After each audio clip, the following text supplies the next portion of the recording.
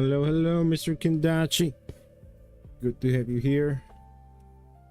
So the last time we went looking for pigs with Sierra and Iranu. Of course, I broke my leg. Oh, it shows me how many balls I have. Nice. Yeah, I broke my leg. I have no food. And I lost my baseball cap. And I hear a zombie. Oh, there he is. Do I have a flashlight? Nope.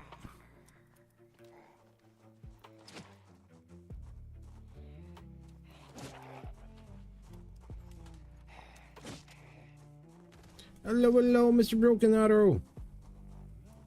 How you doing, sir?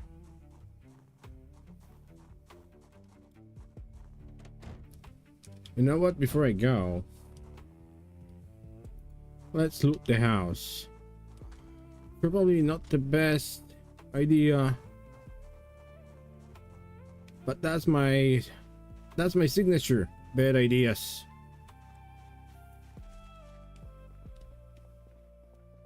Maybe we'll find some food. At least food. Is this window broken? No, it's...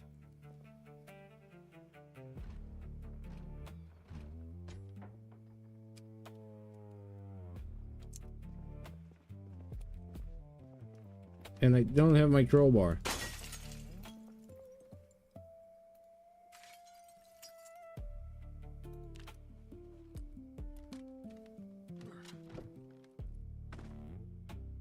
Maybe I should use even the little lighter.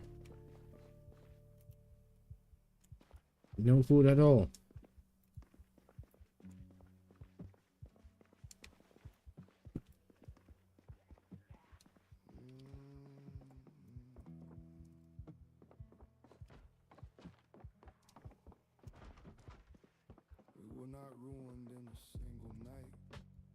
Yeah, I don't like it.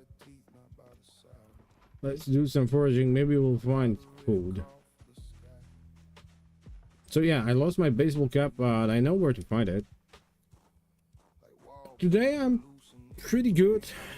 I'm a little bit tired because yesterday it was a horrible day. I came back late from work. Well, not from work, but came back late, and yeah, it was quite a day, but today it's better. Thank you.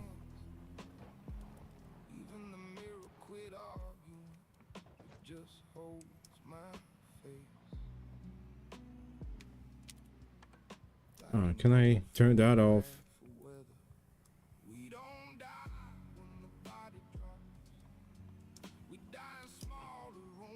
Okay, so my baseball cap, it's not that far. It probably won't be like an epic mission, but still, baseball cap is very important. The baseball cap is right.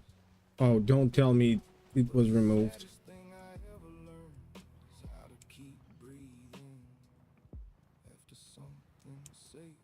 Oh, fourth.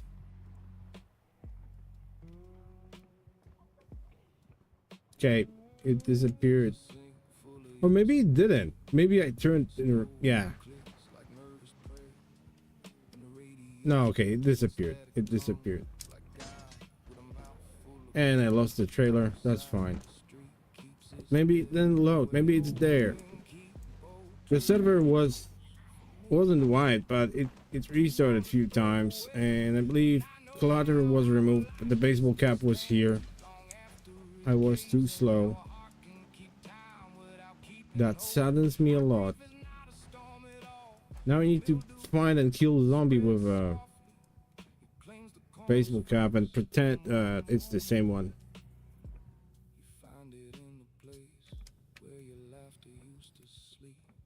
Oh no. I know what you might think. It's just a digital virtual baseball cap. Few pixels.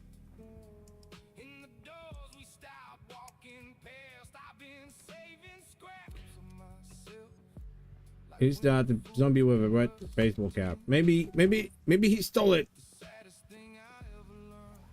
Hey, Mr. Insomniac.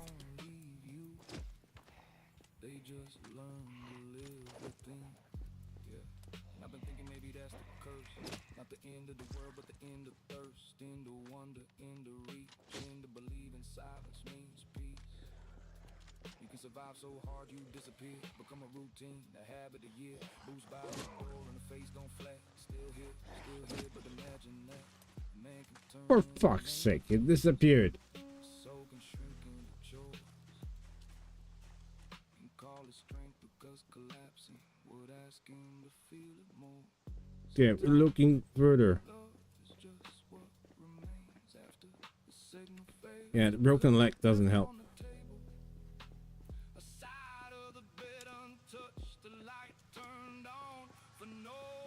Sometimes I think hope is uglier than people say. Not a candle, not a sunrise, more like a splendor. Oh. How lucky are we? So I keep one room unboarded, one window naked to the door. Not because I trust what's coming. If I died, then so be it.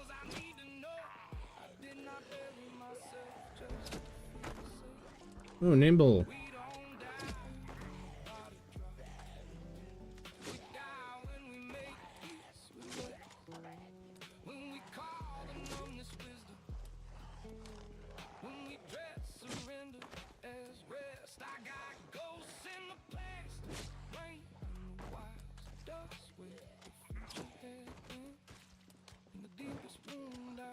Oh no, don't be so fast.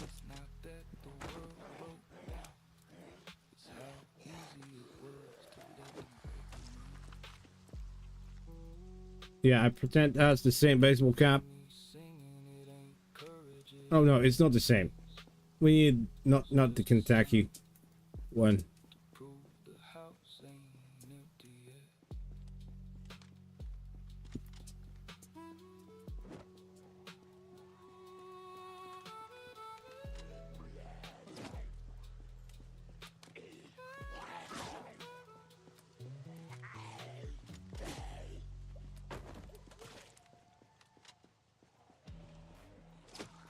There were 2 zombies with a red baseball cap, I believe.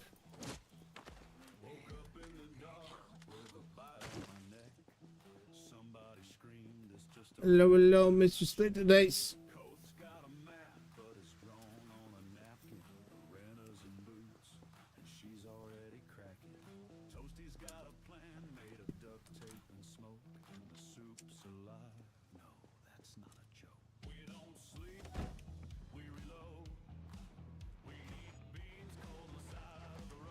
Let's see if we can get that trailer back. Not with these Zeds around.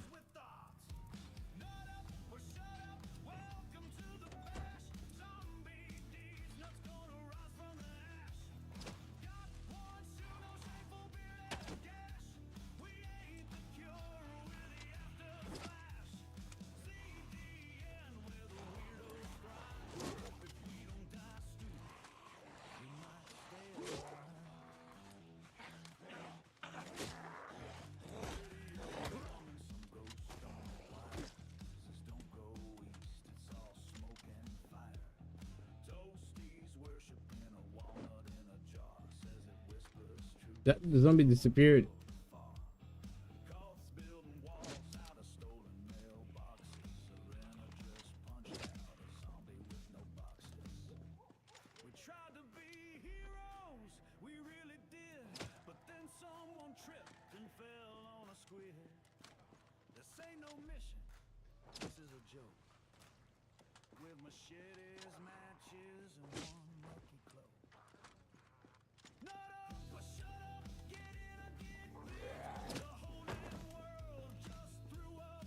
Yeah, let's see, maybe this car has a battery for the flashlight.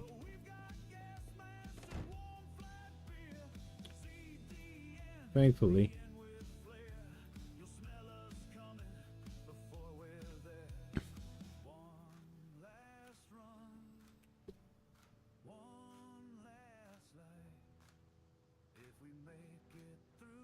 Sorry, you had to turn away when you. Oh, that's.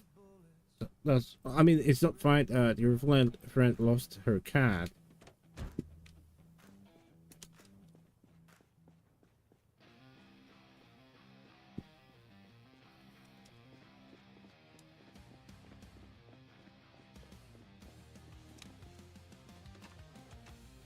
Oh no,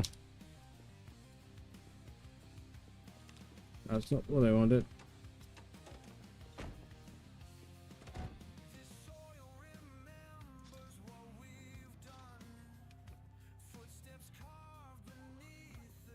Oh, there's still quite a few zombies, and I can't walk fast. So I need to drag them away and kill them one by one.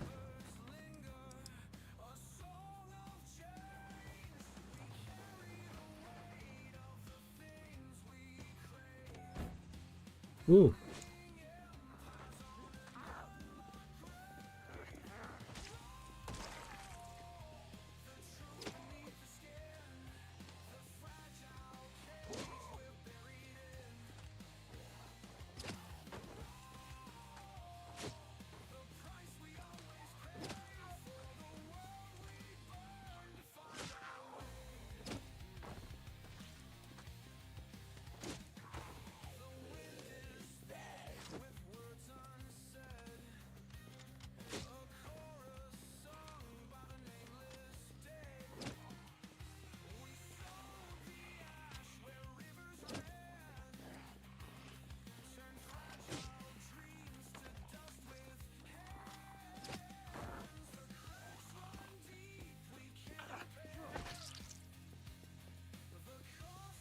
I can barely walk, but I still can stomp zombies' head. Logic. Ooh. Crossbow jammed.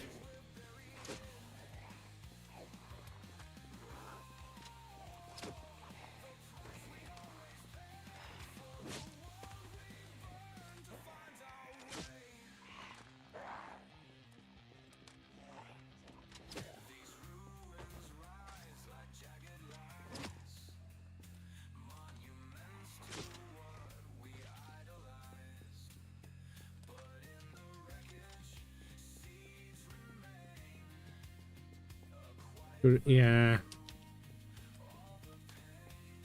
That's a very big loss.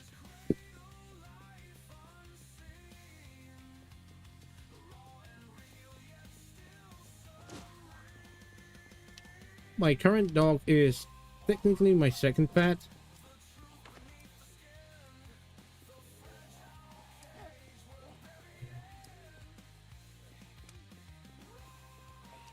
Oops, I don't have balls.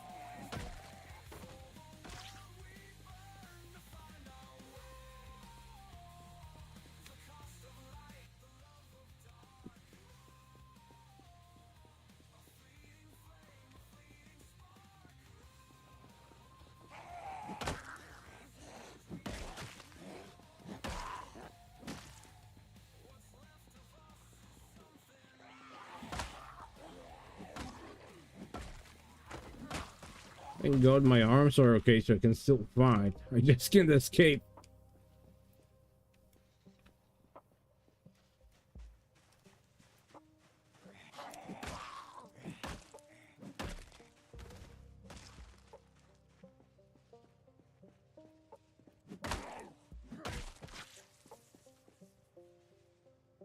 Late night, fancy fancy reflective glasses. Yeah. Let's hope they drag them away from the trailer and I can grab it. But definitely, oh geez, what the hell was that? Definitely I need to fix the window. That's how I got laceration on my stomach.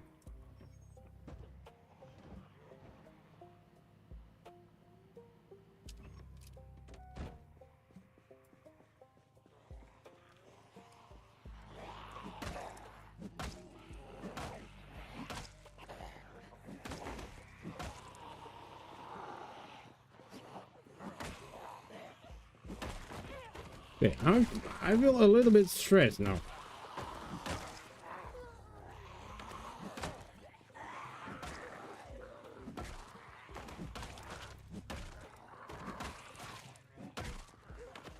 Just because I don't know how fast they are. Okay, there we go.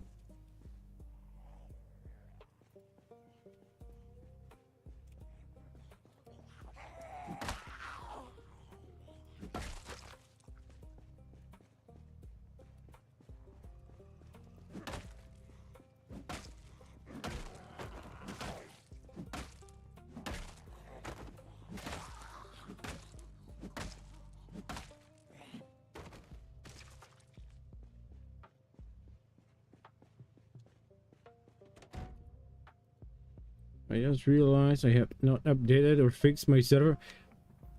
I did the update, but I don't know if it needs fixing. It doesn't look like it, but you never know.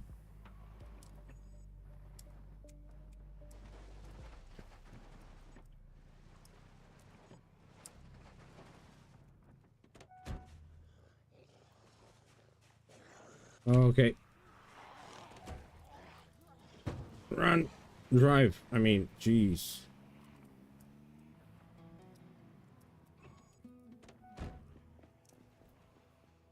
Oh no. No way. No way. Fuck the trailer.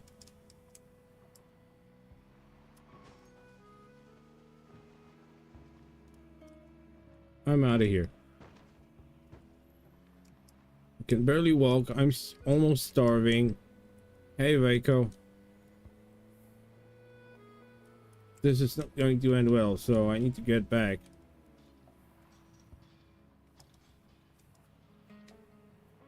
I think I need to either whitelist for the items.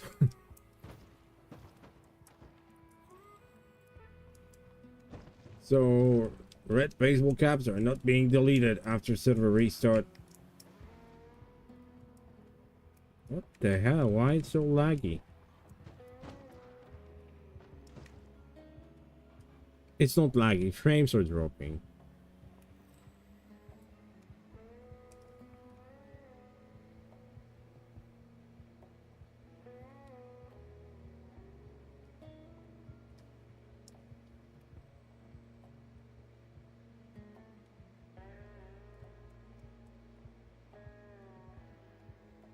Hello, Mr. Dread Raider.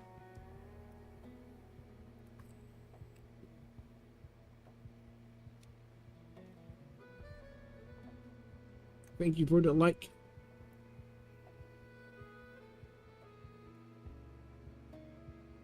Thank you for the all likes.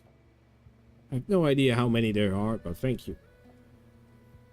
Even if it's just one.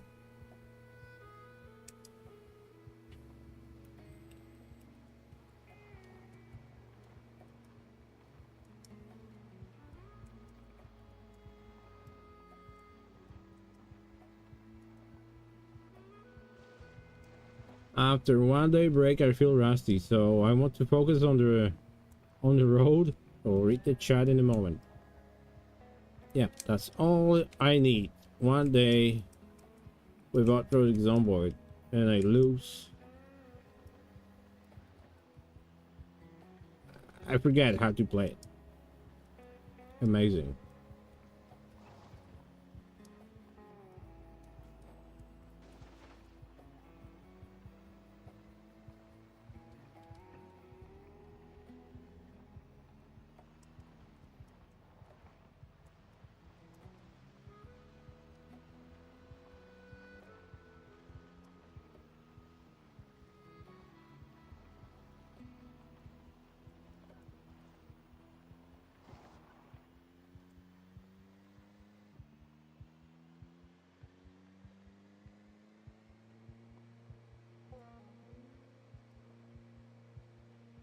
Though I will have to come back to the house because Arano is there and she has no car, probably not that many weapons or any weapons at all.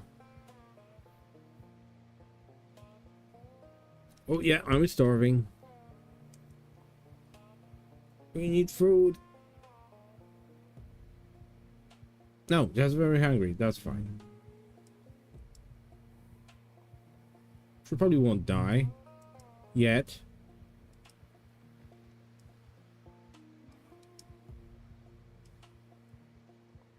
I died once because of starvation. There was this challenge, skyscraper challenge. I couldn't find any food and my character starved to death. So sad.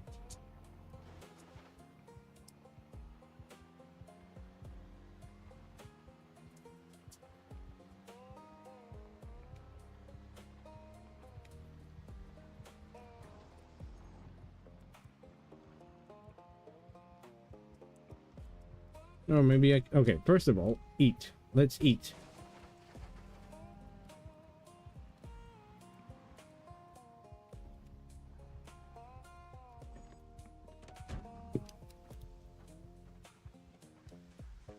I need to watch this.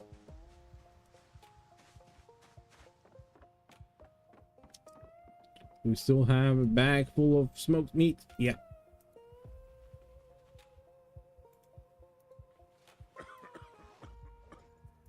There we go. Now I can read the chat.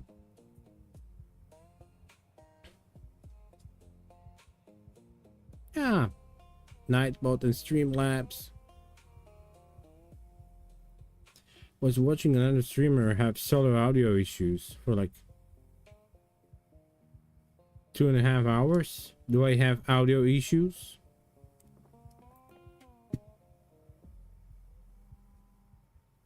I might. So let me know. Oh, maybe I should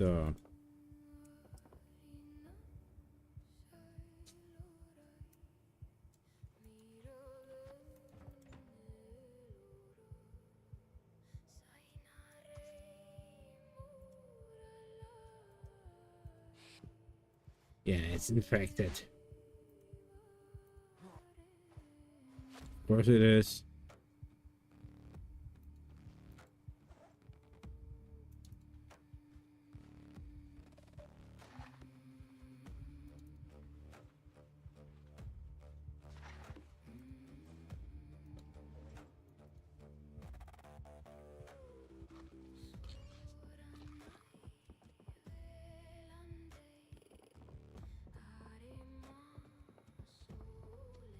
Okay, painkillers are working. Okay, my weight is okay-ish, so that's fine.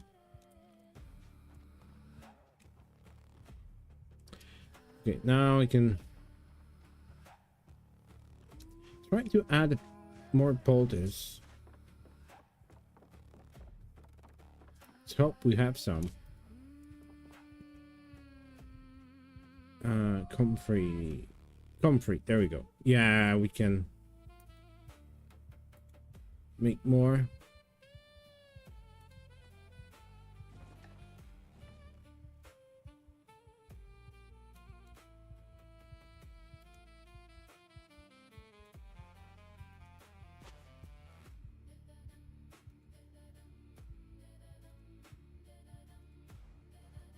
It should be fine. In a few weeks. Howdy, Sierra.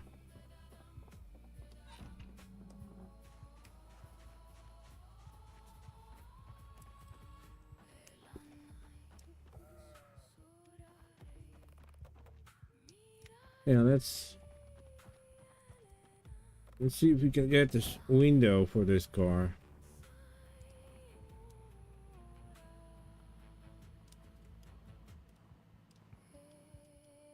Let's hope nobody's attached to this car.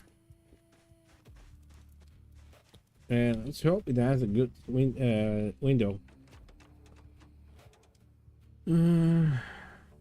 Where's the window? Well, doesn't look good. No. 10% is still better than none.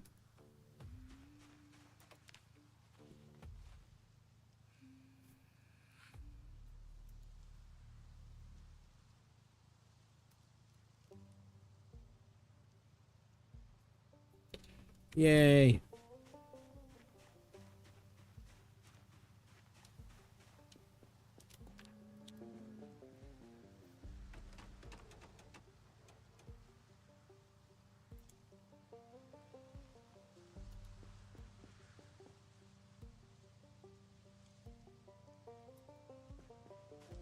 Maybe I should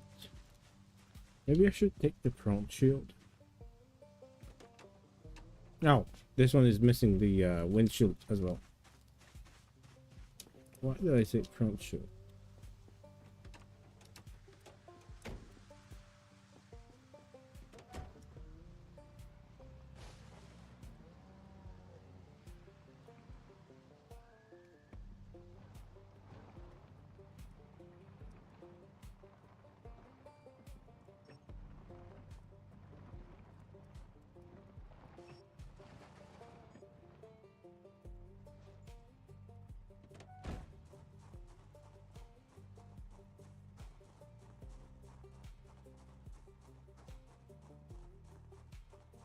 Oh yeah, it needs fixing.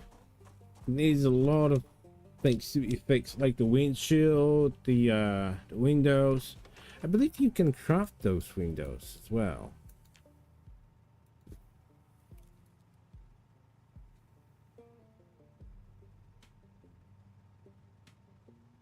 Front side window. Glass pane. How do you make glass pane? Glass pane. You need ceramic sheet and small ceramic what? Crucible with molten glass.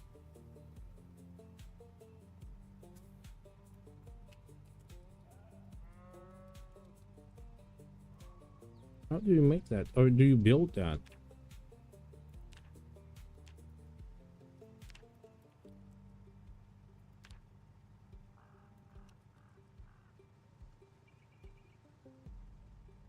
No, I don't know it yet, probably. Oh, there we go. It needs pottery wheel. Okay, I guess we need to start the pottery. Ceramic shit, so technical. Oh well. English is hard.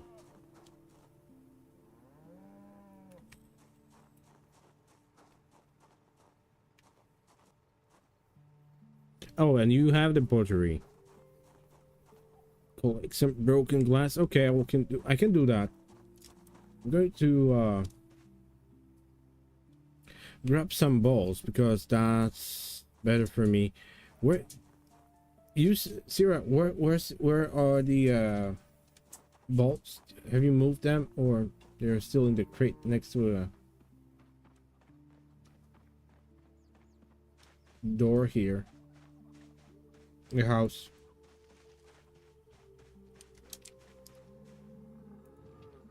Okay, so we still have bolts here. So I'm going to grab a few. That's enough.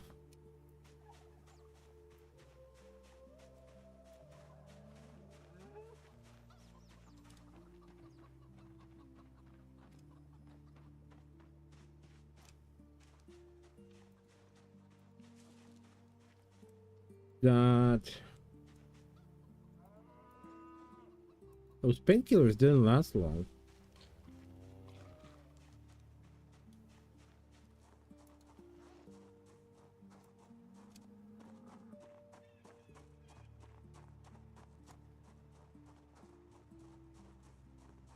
Yeah, the last time I made quite a few, so they're on the side of the house in a crate. Now, where can I find these broken glass in the houses, I presume?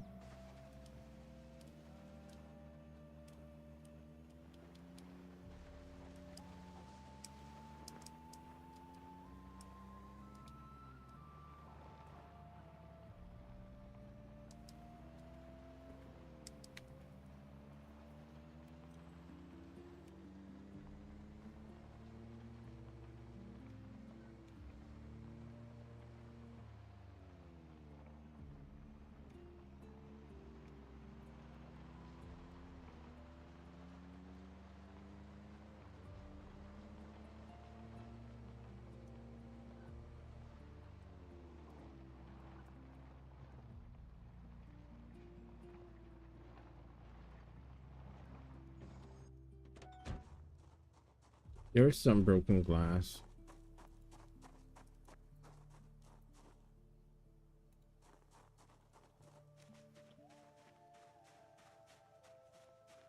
Yeah, that's what I will do.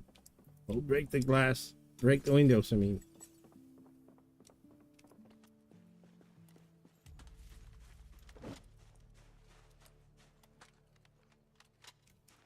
well, that's interesting.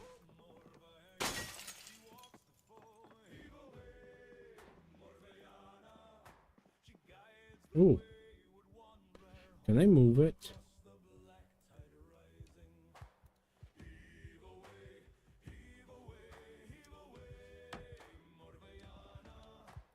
Now, where's the broken glass? Oh well.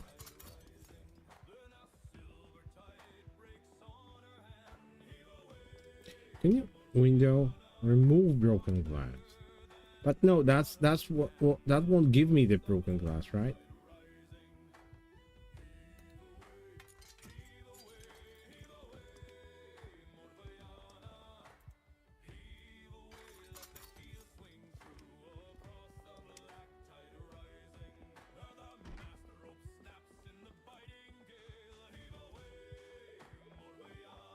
There's no upstairs.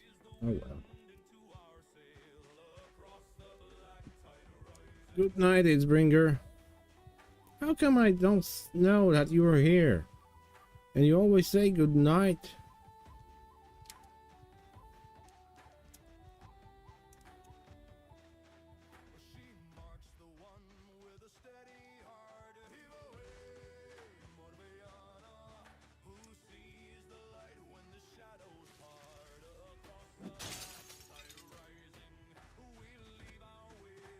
Is that the shotgun shell?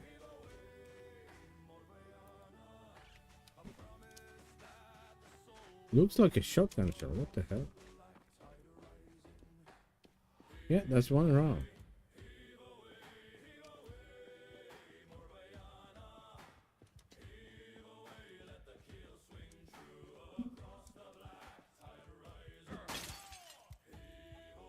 Okay, at least there's some.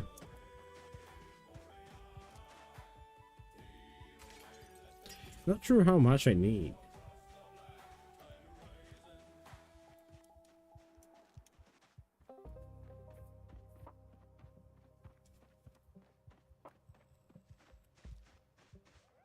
But it's better to collect as much as possible.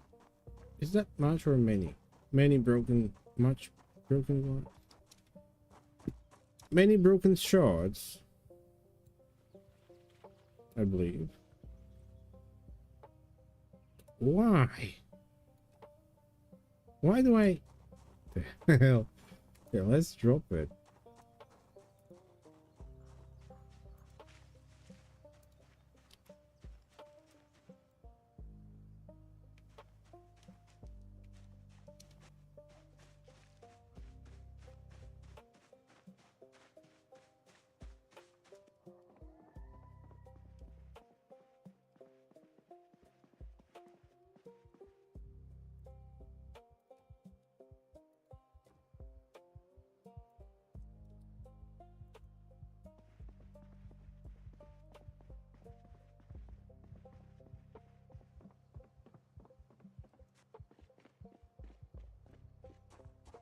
It's good to be broken. I believe you. Well, I'm definitely broken.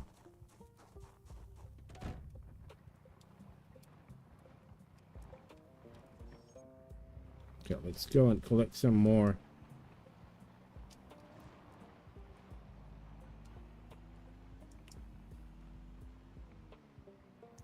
Freedom! Awesome. Oh, that was I love the music, Mr. Insomniac. Thank you for sending it to me.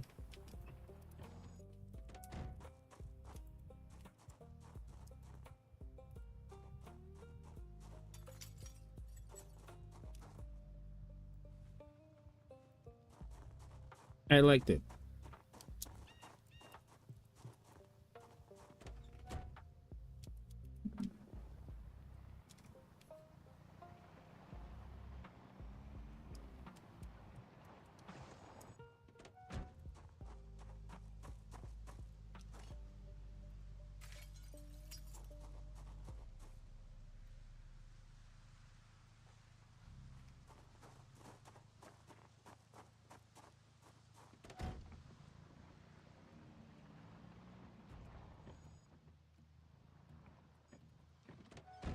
Hey, you know what? Let's break the windows from inside. So there's no furniture. In a way.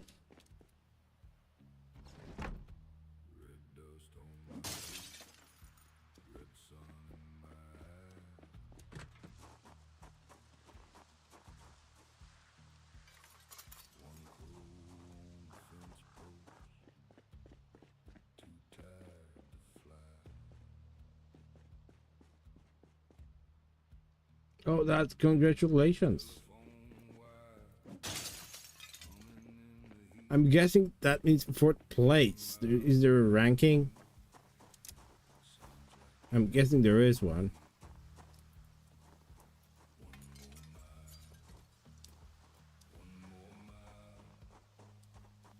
I don't know. It seems like I have more lag breaking windows from inside, so the shots end up outside. Oh yeah, I'm a little bit slippy.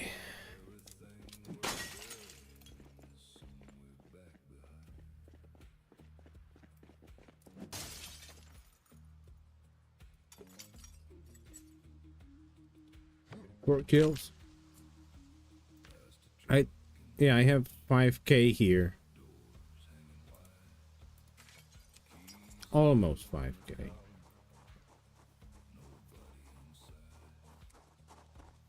But I'm trying I'm trying not to die as best as I can.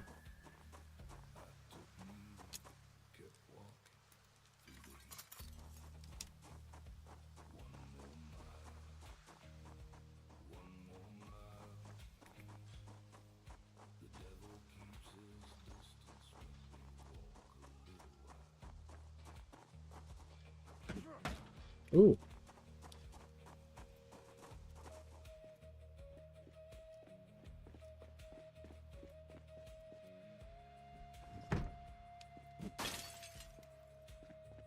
First, let's break the windows.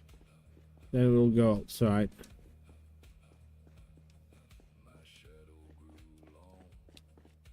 Nice.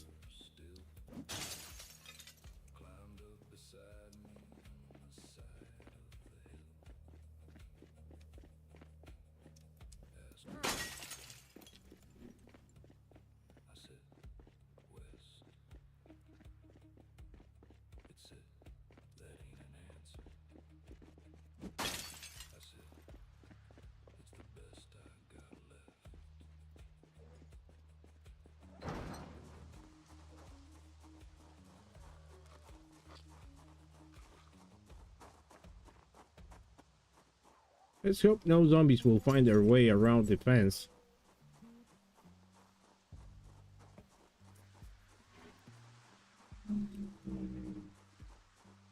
Okay, Sierra is in.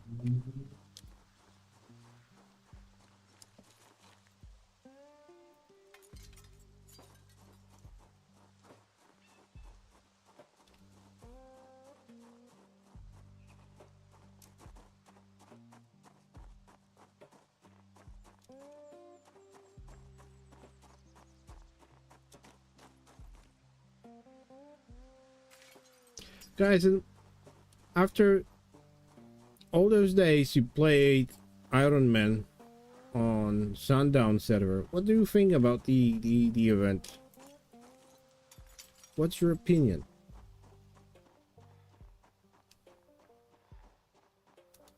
I need that information for research.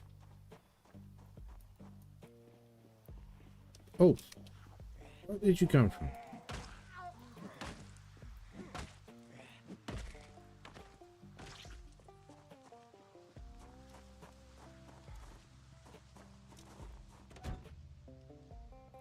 Everyone who played there. I haven't played Iron Man, so I don't know.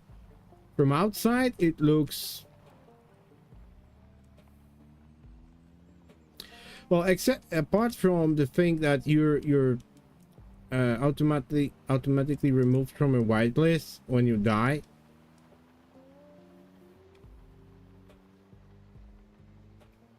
I don't see anything special about it.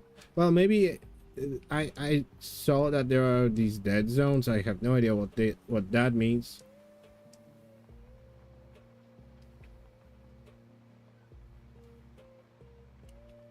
There's this spawn protection, which kind of makes sense. That would be unfair. Sometimes games loads really long, can load for a longer time for a player. The server thinks they're online, they're already see everything, and they can get a bite. Okay, Sierra, I'm home. I'm home and I have glass.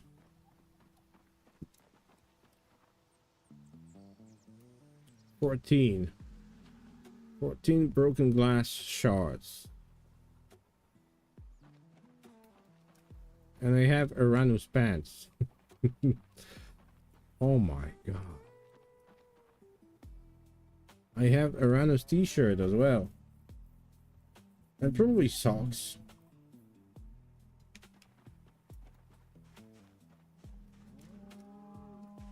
Sarah's in the house.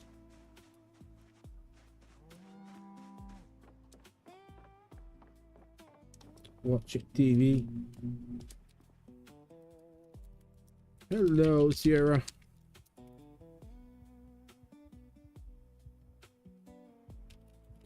Oh, made a small error. Hello, Sierra. Where do you want me to drop the glass shard?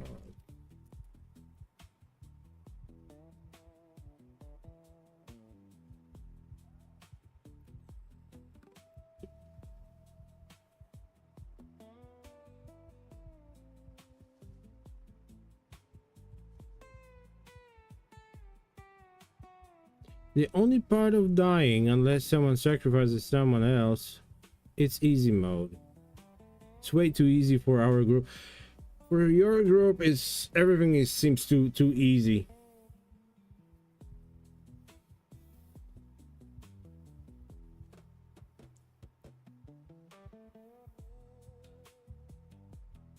I'm out of ideas, so that's why you have a freedom how you want the server to work. I'm talking about Outbreak.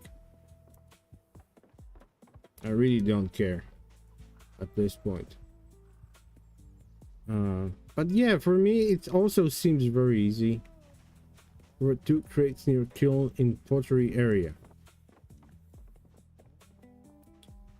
Is this pottery area? Yeah. Here, okay. Oh my god, I'm in the crate.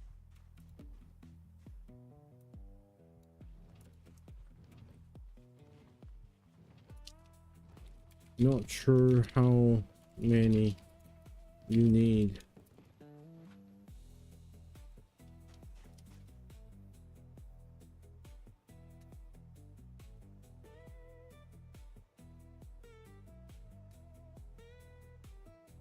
See how? Yeah, actually, Mr. Kandachi, I noticed that there's a lot of similarities to your server.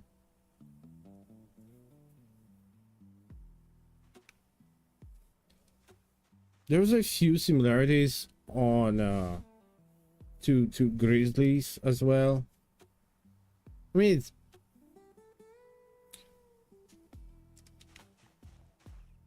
okay. Oh, these are crucibles. Large clay crucible unfired. So we need to fire that. Do you need a bottle to make charcoal? I might get one.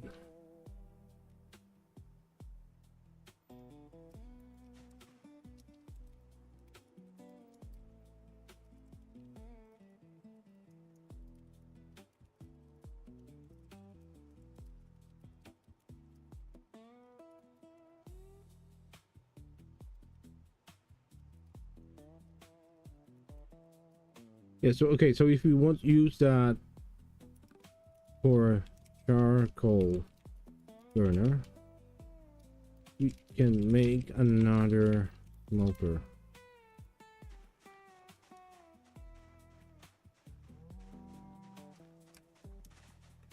Okay, how am I doing on food?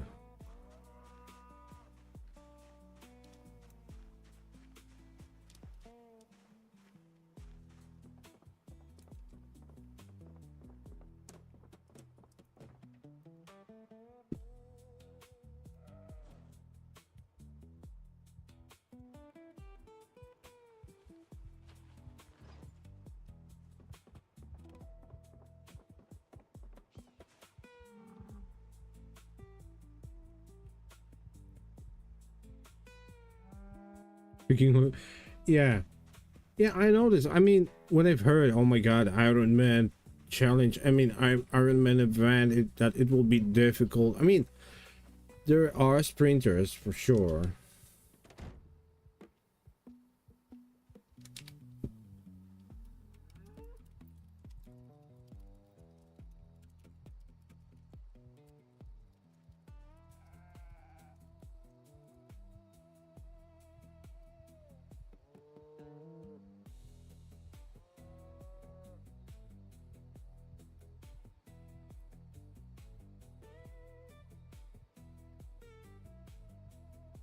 How to create a hive, and I'm at loss there.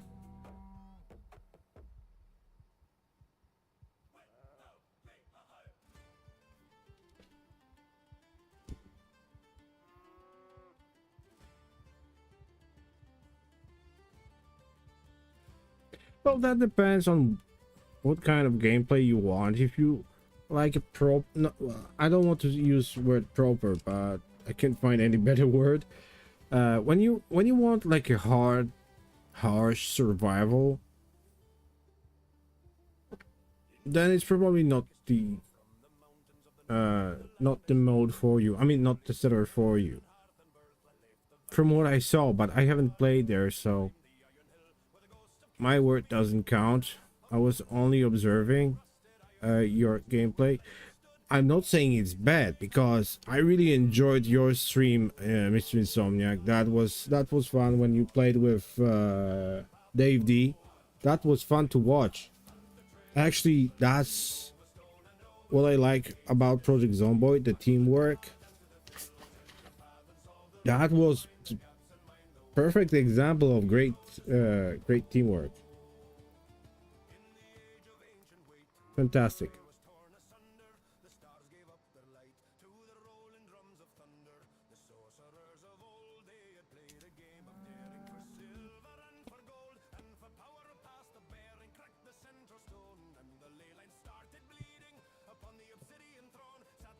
Hardest thing going when I get it set up. I wish you accomplished that task.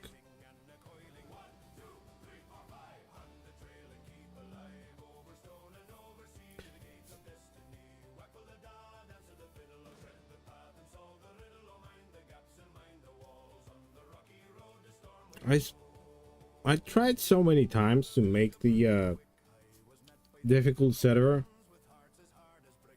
but players will always find a way to min-max it. You might slow them down a little bit, but unless you make like a whitelist and like an Iron Man run,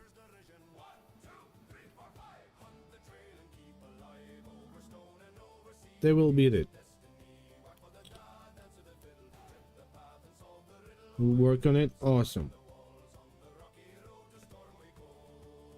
Yeah, I have no idea what to do. I mean, I might look for another baseball cap because this is not the one I was looking for. And only use more twine for balls and scraps from cars to disassemble. So okay, I'm on it.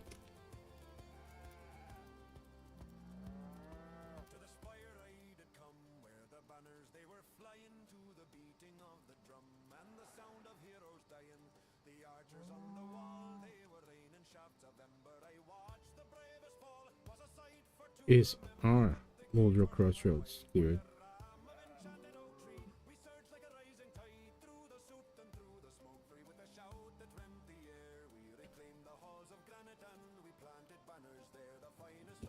Okay.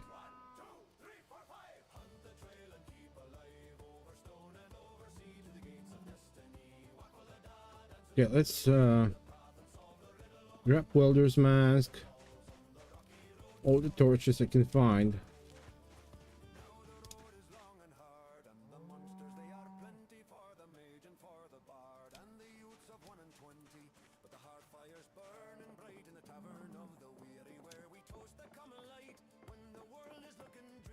Oh, we have books here now.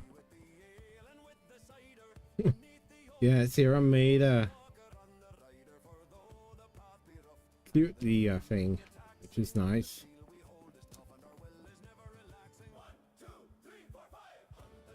Okay, welder's mask. Let's take one. There we go.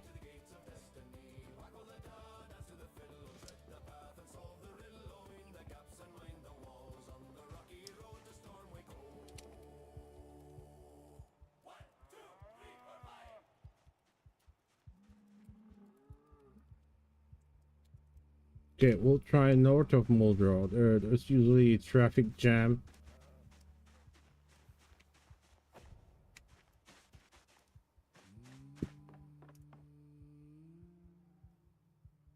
Let's look for a welding torch.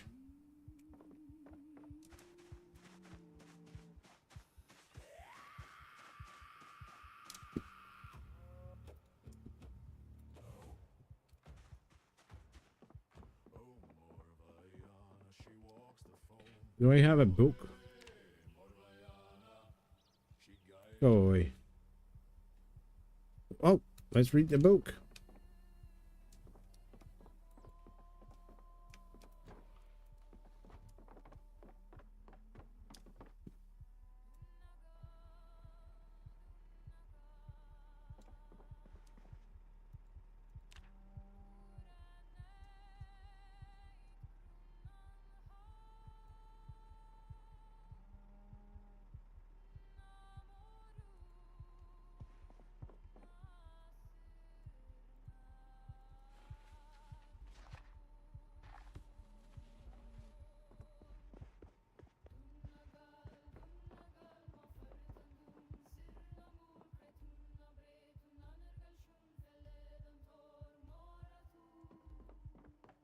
If not for the leaderboard, yeah. Competition can't make things more interesting. Okay, I need to rename my Apocalypse Guide. There we go. There was an update.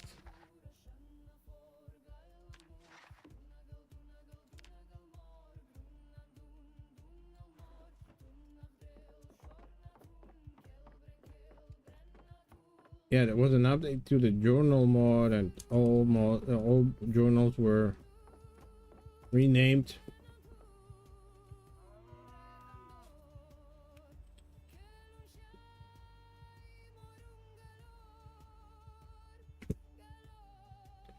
So you miss interaction with the game. You've beaten the game, now you're missing just interaction with other players.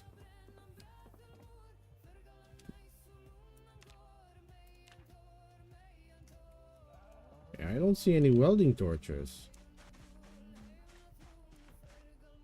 Okay, there's 3. I could use some more, and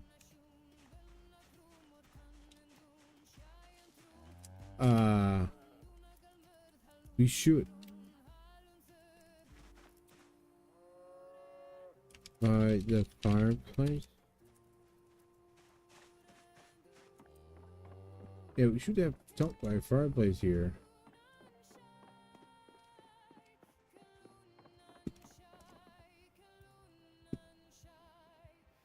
Yeah.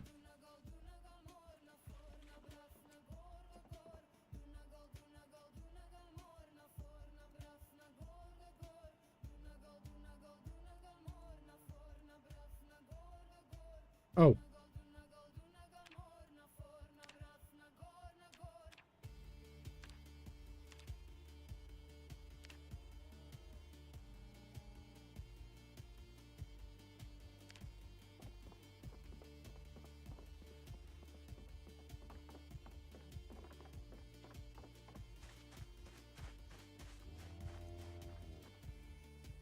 Yeah, I agree with you, Mr. Insomnia. I agree. Okay, I believe we have gas tanks in the shed here.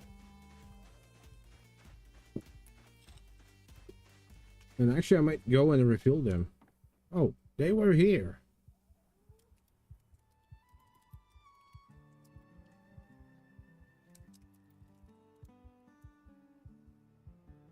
No gas can. Propane tank.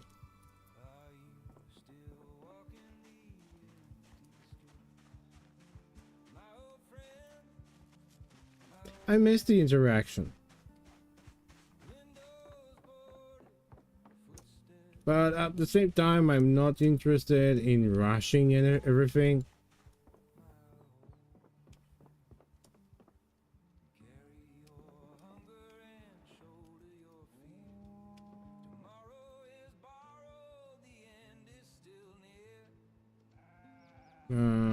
Oh, that's preparing lantern.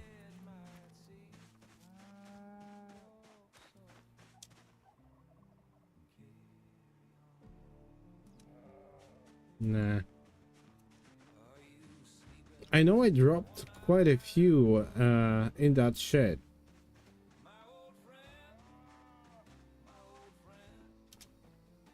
Maybe they're in the cars.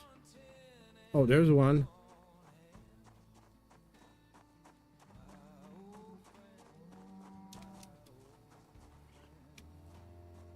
Yeah, I saw two. Okay, I'm going to take it and refill it, actually. Same for the gas can. We'll leave this one. Okay, I saw two propane tanks. Maybe they were these two.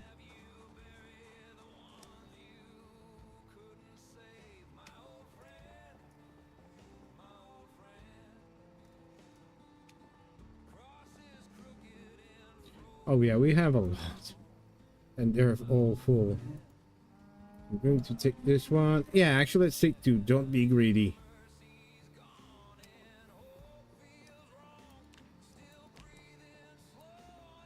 But I would take propane torches. Or welding torches.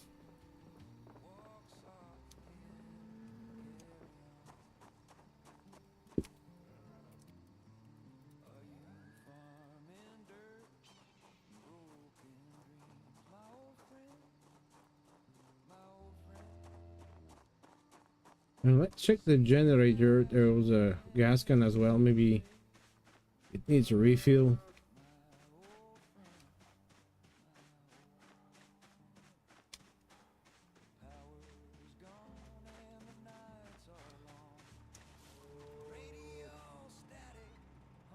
Oh no, it's fine.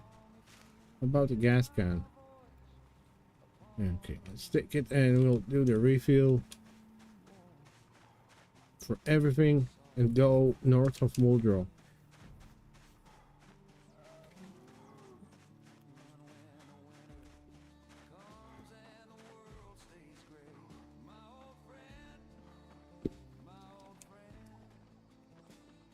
Okay, I don't need anything from here.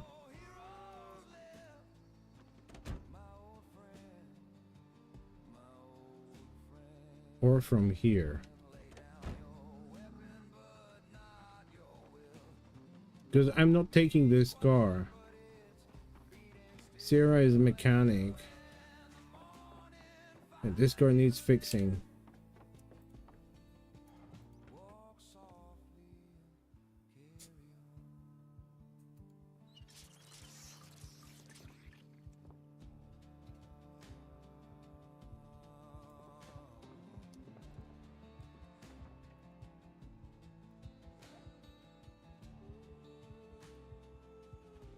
Chicken wings.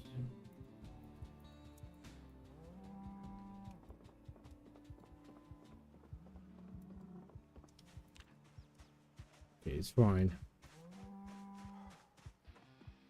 Howdy, Serena. How you doing? Okay, there was a...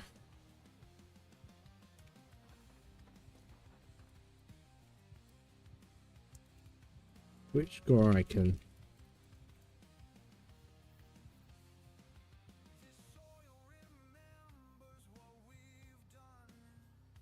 Just woke up.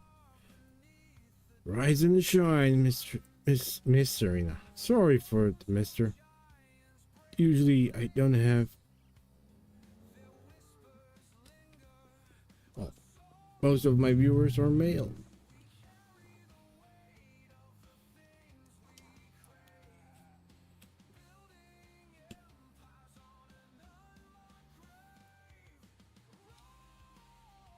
Oh, you got a new player? Awesome.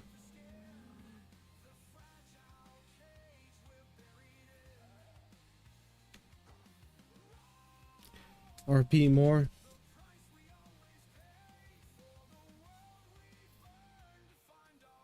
I'm tempted to tell you this story, but I won't. Not today.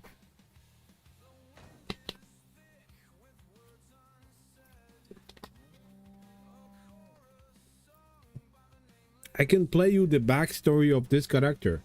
Do you want to hear the backstory of Tom Sterling? Maybe you've already heard it.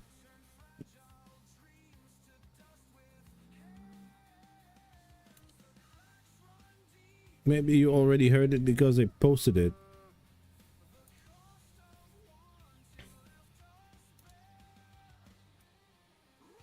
On Discord.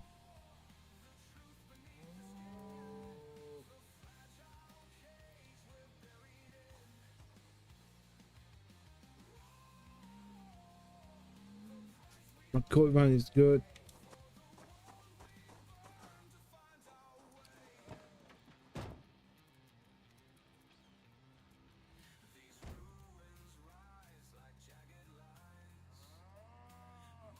Yeah, we'll go to the gas station for refills.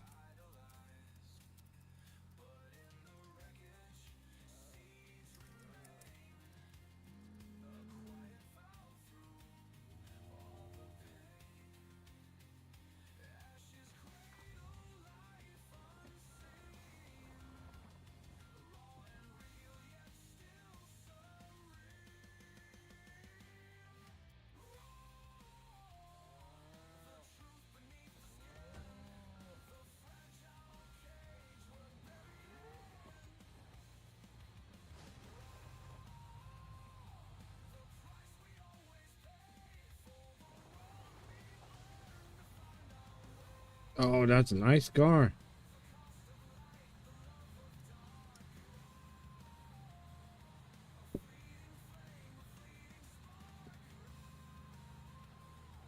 Oh, there's some more glass here.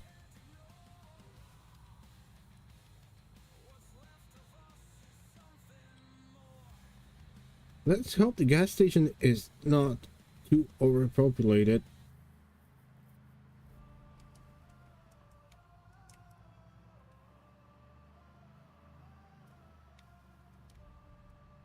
Really enjoying Nova vanilla vehicles.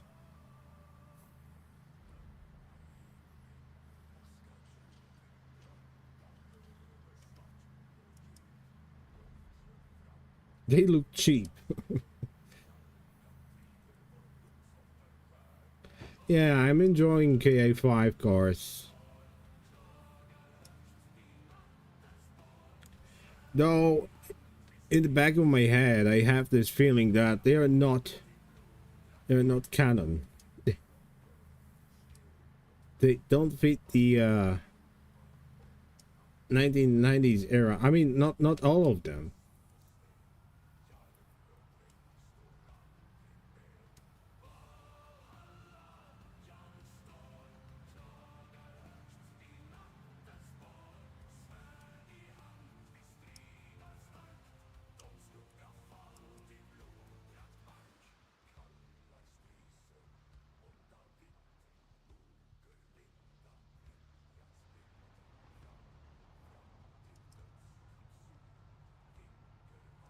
Well, technically, from modded cars, I like the power wagon. It looks cool, especially that Apocalypse version. looks good. It doesn't look too cheesy. Maybe a little bit, but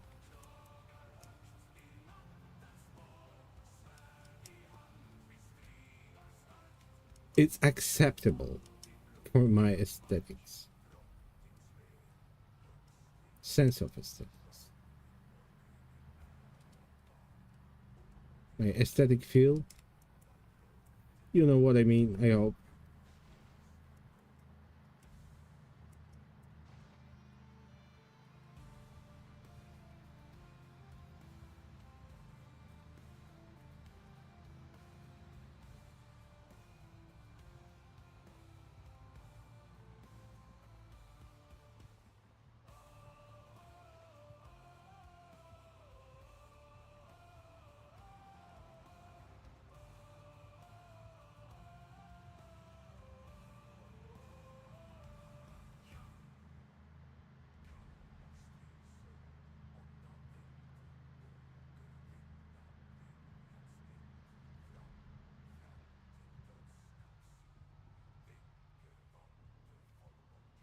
Oh, come on.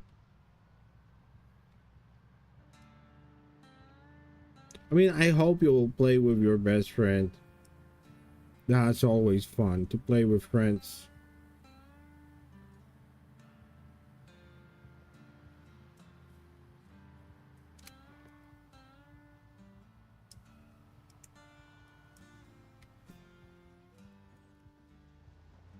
But I remember, I know what you're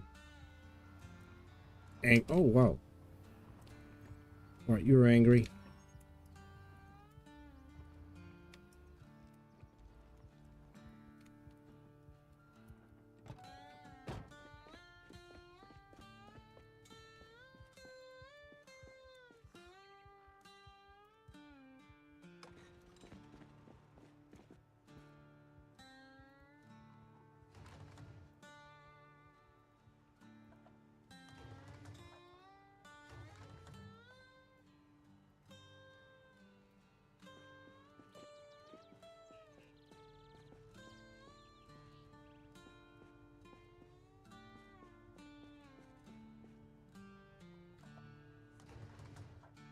Let's see the generator.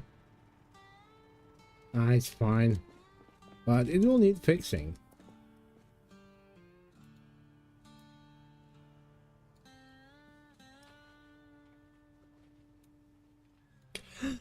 I have a what? No. Empty that.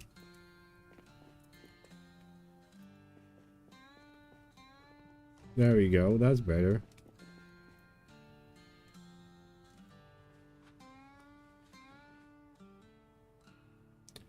Still heavy because of what?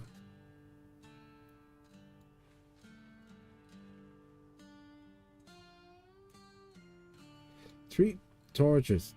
That's not much, but guess it will do. It will have to do.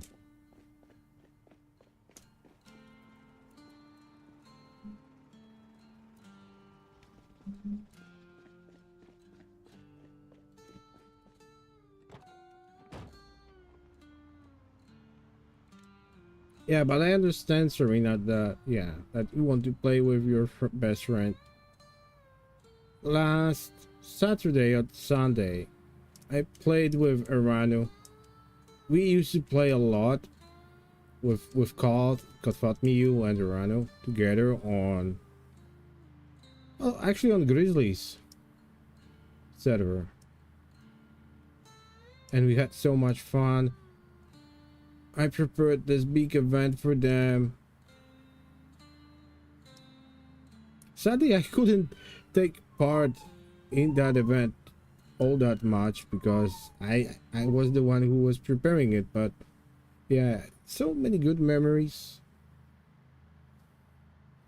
And I'm hoping that it will come back. Arano told that she should like to repeat that. And actually, this laceration is partially blamed on Arano. Oh, and there's cough. I was just talking about you, sir. All the good things. And there's Lenora. Hello, Lenora.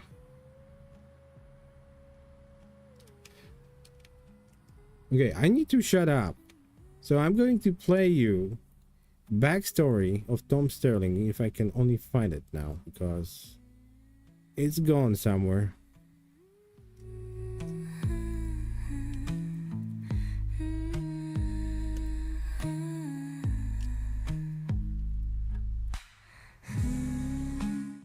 The Road of Tom Sterling.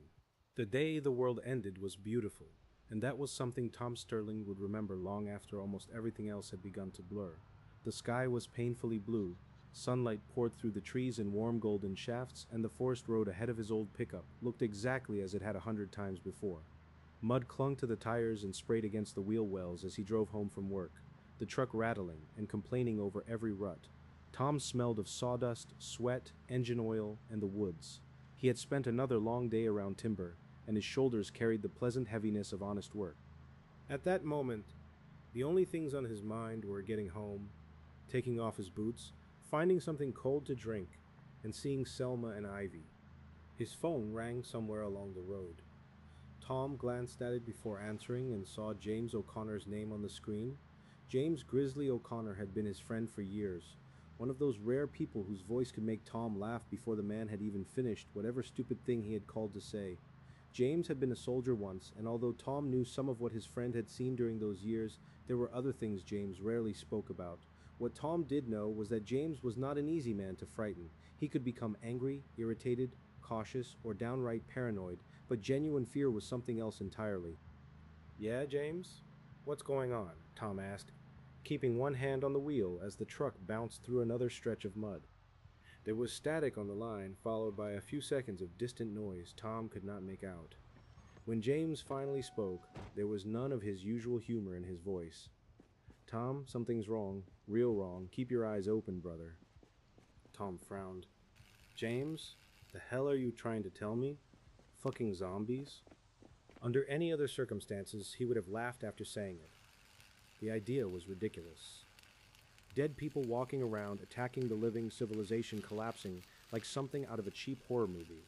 James did not laugh, though. Instead, there was another short silence on the line before he answered. "I don't know yet. Just watch for yourself. Don't trust how quiet it is." Tom looked through the windshield at the forest passing on either side of the truck. Trees swayed gently in the breeze. Sunlight flickered across the hood. Somewhere beyond the open window, birds were singing. Nothing looked wrong. Nothing felt like the beginning of anything, much less the end of the world. But Tom knew James. More importantly, he knew James' voice. There was something underneath the words that made Tom straighten in his seat. James sounded like a man who had already seen something he wished he had not. Tom stopped trying to make sense of it and pressed harder on the accelerator. "Shit, I need to check on Selma and Ivy, my baby girl." The engine roared as the pickup gathered speed, throwing mud behind it as Tom pushed along the forest road toward home. At the time, he still believed he was racing toward his family. It would be much later before he understood that there had been nothing left to race toward. Their house stood near the edge of the woods, a modest timber home surrounded by tall trees, grass, and wildflowers. Selma had fallen in love with the place almost immediately. She liked the quiet and the feeling that the forest belonged to them, even though Tom used to joke that the mosquitoes probably had a better legal claim. On warm mornings, she would take her coffee outside and listen to the birds, and Ivy would inevitably follow her, usually still half asleep and wearing that ridiculous red and white baseball cap she loved so much. Tom turned onto the property and slowed the truck. From a distance, nothing appeared unusual. The house was there, the windows were intact, there was no smoke, no damage, no strange vehicles outside. For the first few seconds, Tom felt almost foolish for having believed James' warning. Then he noticed something that bothered him more than any obvious sign of danger could have. Nobody came outside. Ivy knew the sound of his truck. She could identify that old engine from halfway down the road and would often appear before he had even shut it off. Usually because she wanted to show him something, or simply wanted to climb into the truck and pretend she was driving it. Selma would sometimes appear behind her, telling Ivy to give her father a moment to get through the door. This time, there was no Ivy. There was no Selma. Tom switched off the engine and sat for a second, listening. The birds were still singing in the trees. Somewhere nearby, an insect buzzed lazily through the afternoon warmth. Everything was quiet, but now James' words returned to him. "Don't trust how quiet it is." Tom got out of the truck. "Selma?" No answer came from the house. He walked toward the porch, suddenly aware of every small sound his boots made against the dirt and gravel. The front door was unlocked. Inside, the house looked almost exactly as it should have. A chair stood slightly crooked beneath the kitchen table. A newspaper had been left open. The old radio was playing quietly through a veil of static, some familiar song broken apart by interference. Then Tom saw the coffee. A mug sat on the kitchen table, and a thin curl of steam still rose from it. He stopped beside the table and stared at it. Selma? The coffee was still warm. That frightened him more than an overturned chair or a broken window would have. Tom moved through the house quickly, checking the kitchen, hallway, and bedrooms. "Ivy," he called, louder this time. "Selma?" Nothing answered him except the radio. Ivy's room was empty. So was their bedroom. There was no sign of a struggle, no blood, nothing that explained why the house had been abandoned in the middle of an ordinary afternoon. Then Tom noticed that the back door was standing open. He stepped outside. Laundry moved gently on the line behind the house. White sheets caught the sunlight and billowed outward before sinking again, and among them hung a few smaller pieces of clothing Tom recognized as Ivy's. The scene was so normal that his mind resisted the unease growing inside him. Selma had been doing laundry. She had made coffee. Whatever had happened here had happened recently. Selma? Something moved beyond the hanging sheets. Tom stopped. Through a gap in the laundry, he could see a woman kneeling in the grass with her back turned toward him. Dark hair fell over her shoulders. She wore one of Selma's summer dresses, blue with a small floral pattern. Relief struck him immediately. "Selma?" She did not answer. Tom started toward her, and then he noticed the legs. Someone was lying in the grass in front of Selma. Someone small. His eyes dropped to the shoes. Tom knew those shoes. He had tied them often enough when Ivy was younger. He had complained about them being left in the hallway. He had once spent nearly an hour looking for one of them before discovering that Ivy had somehow left it inside the truck. The world seemed to narrow around him. "Selma?" She moved. Slowly, her shoulders rose, her head turned. Tom stopped breathing. Blood covered the front of her dress. More stained her hands and arms. Her hair clung damply to her face, and when she looked at him, there was nothing in her eyes that Tom recognized. Her mouth opened, revealing teeth slick with blood. Tom looked past her. He saw Ivy. For several seconds, his mind simply refused to understand what was in front of him. It searched desperately for another explanation, some arrangement of facts in which Ivy was hurt but alive, in which Selma was trying to help her, in which this was terrible but somehow fixable. Human beings could survive terrible things. Ambulances existed, hospitals existed, doctors existed. The world still had rules. Then Selma growled. It was a low, broken sound that had never belonged in her throat. "No," Tom whispered. She began to stand. "Selma!" She turned fully toward him, and Tom saw the ruin of the woman he loved. Whatever had happened to her had already taken everything that made her Selma. There was no recognition when she looked at him, no fear, no grief, no sign that the little girl lying behind her had been their daughter. Oh, God. Selma rushed him. Tom caught her by the shoulders as she slammed into him. Her teeth snapped toward his face, and he shoved her away, shouting her name, telling her to stop, even though some part of him already understood that she could not hear him anymore. She came again with shocking strength, forcing him backward until they both fell into the grass. For one terrible moment, Tom was lying beneath his wife. He could smell her hair. He could see the familiar little lines around her eyes and the small scar near her chin that she had carried since childhood. These were pieces of the woman he knew, pieces of the woman he had woken beside that morning, but they had become decorations on something else. "Selma, stop!" Her teeth snapped inches from his cheek. Tom shoved an arm beneath her throat and held her away, his muscles shaking under the strain. "Please." She clawed at him. "Please don't make me do this." Nothing changed in her eyes. Tom managed to throw her aside and scrambled backward. His hand found the handle of the axe near the woodpile. He grabbed it without thinking and pulled himself to his feet. Selma rose again. Tom held the axe in both hands. For one heartbeat, perhaps two, neither of them moved. Tom looked at the face of the woman he had loved and tried to find her somewhere inside it. There was nothing. Selma lunged. "I'm sorry." The axe fell. Afterward, the birds kept singing.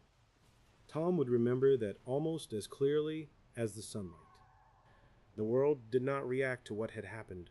The forest did not fall silent. Clouds did not cover the sun. There was no thunder, no great sign from heaven announcing that something impossible and unforgivable had taken place beneath those trees. Laundry continued to move on the line. Leaves rustled overhead. Somewhere beyond the property, a bird called to another bird and received an answer. Tom stood over Selma for a long time with the axe hanging loosely from his hand. Eventually, his eyes moved toward Ivy. The axe slipped from his fingers. There were parts of what followed that Tom would never remember clearly, and perhaps that was the only kindness his mind gave him that day. He remembered kneeling beside his daughter. He remembered touching her hair. He remembered saying her name, although he could not remember how many times. He remembered wishing with every part of himself that she would move, complain, cry, ask what was happening, do anything at all. She did not. By late afternoon, Tom had begun digging beneath Selma's favorite tree. It stood near the edge of the backyard, an old tree that covered the grass with pink blossoms when spring came. Selma loved sitting beneath it. Sometimes she would read there. Sometimes she and Ivy would spread a blanket beneath the branches and spend half the afternoon doing nothing in particular. Tom had always liked seeing them there when he came home from work. Now he dug a grave beneath it. The shovel cut into the earth again and again. Tom worked until sweat soaked his shirt and blisters opened across his hands. When his arms began to tremble, he rested for a few seconds and then continued. There was no one left to help him and no one to tell him that the hole was deep enough. When it was finished, he buried his wife and daughter together. He made a simple wooden cross because he could not think of anything else to make. Wood was something he understood. Wood had rules. You cut it, shaped it, joined it together, and if your hands were steady enough, the pieces became what you intended them to become. People were not like that. Families were not like that. Tom knelt beside the fresh earth and placed one hand against it. "I'm sorry." He did not know exactly who he was apologizing to. Perhaps all three of them. As he finally forced himself to stand, something lying near the grave caught his eye. Ivy's baseball cap. It was red and white, the front panel pale against the darker red fabric. There was dirt on it now and blood. Tom bent down and picked it up. Ivy had loved that cap. She wore it whenever she could, almost always backwards, despite Selma repeatedly telling her that baseball caps had been designed with a front for a reason. Ivy disagreed. Wearing it backwards was cooler. That settled the matter as far as she was concerned. Tom turned the cap slowly in his hands. For a moment, the grave disappeared. He could see Ivy standing in front of him, alive and impatient, adjusting the cap on her head and grinning as though she had just discovered some great secret of adulthood. "Look, Dad." "I am looking?" "No, properly." He could almost hear her voice. Tom lowered his head. Then he put the cap on, backwards, the way Ivy wore it. He stood beneath Selma's tree with dirt beneath his fingernails, blood dried on his clothes, and his daughter's red and white cap on his head. Behind him was the house where his family had lived. In front of him were two graves containing everything he had expected his future to be. He had no idea what to do next. Leaving felt impossible, but staying was worse. Inside the house, Selma's coffee was probably cold by then. Ivy's room still contained her toys, her clothes, and all the tiny pieces of a life that had expected tomorrow to arrive. Shoes waited near the door. Photographs hung on the walls, jackets remained on hooks. The house was full of objects belonging to people who would never use them again. Tom walked back toward his truck. He stopped once and looked behind him. The tree moved gently in the breeze. Pink blossoms drifted down onto the grave.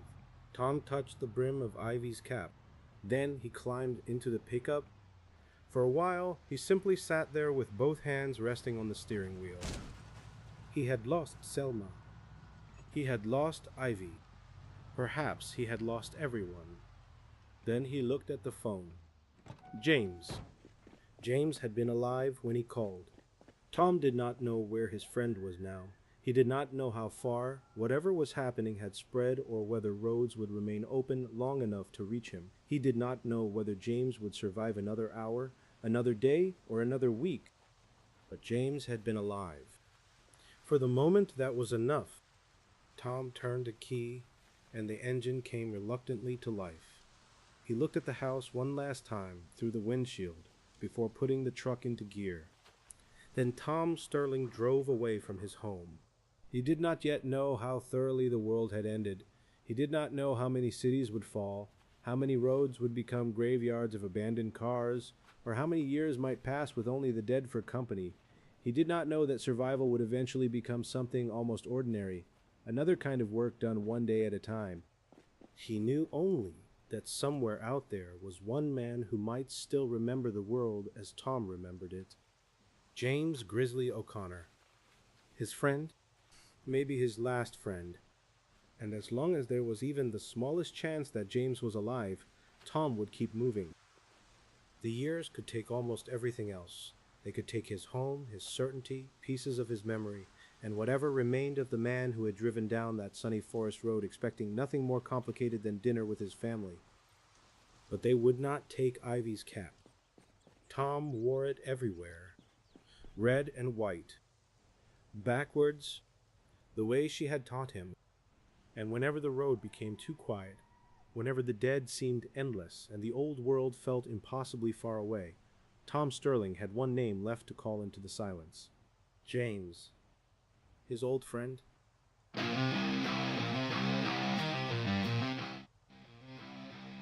No. Okay, sorry about that. No, it's not exactly my voice. This was just an experiment. I cloned my voice using AI, and I needed something to test it, so I gave it my story. Well, not my story, my character's story. So that's why, yeah, it stripped my accent totally. So yeah, you're right, Mr. Kendachi. Thank you. I know, it's a little bit grim. It's brutal.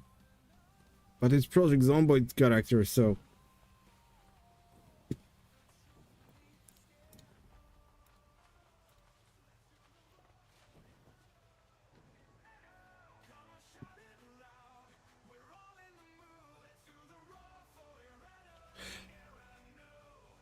Yeah, I know. Actually, it's funny because... Sorry. For this to work, I had to record a sample of my voice. And I wasn't sure what I should record, what kind of text I should record as a sample. Oh. Okay, that sucks.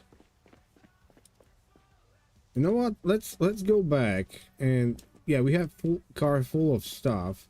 So let's go back and we'll investigate it. I mean, we'll go north of Muldrow.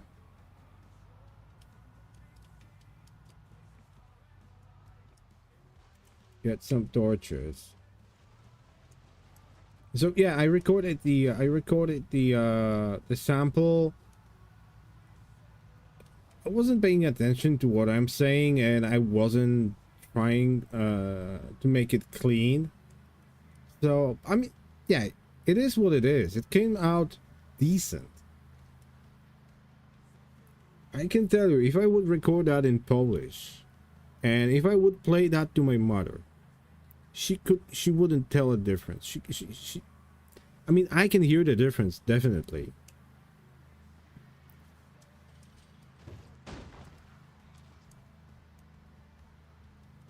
But it's terrifying how good it is. All you need to do, you can make it yourself at home. And it's free.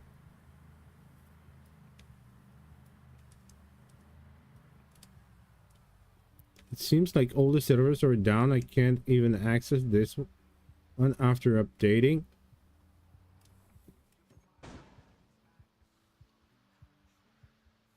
Well, this one is definitely up. Does it tell?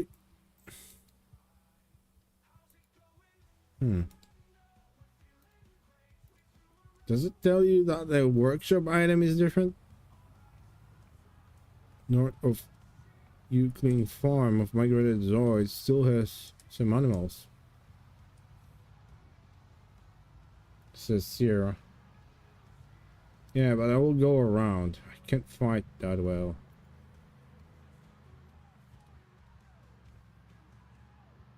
Thank you for dropping by, Serena. Stay safe out there.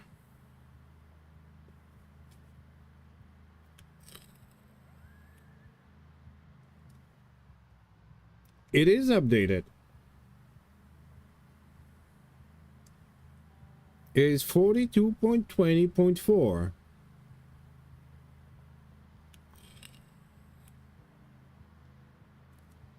Should I restart it? I mean, I might restart the server. Okay, I need to slow down a little bit slowly so I don't get hit in the back.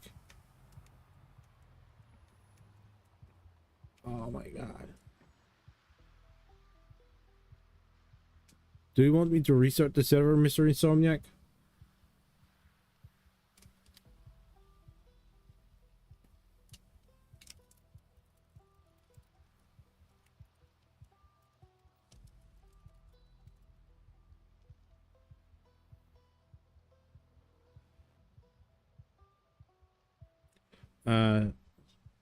Okay. Actually, I don't know. Actually, I don't know. No, it's the same IP. It's the same IP.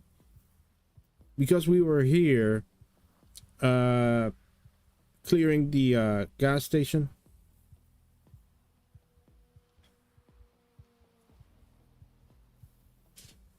I mean, okay, let me check. Let me check. Grizzlies. Pinned comment.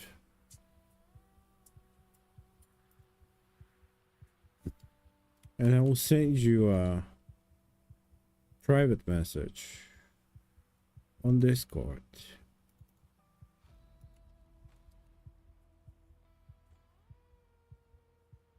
So actually it might change since the last time. Now it's in the US.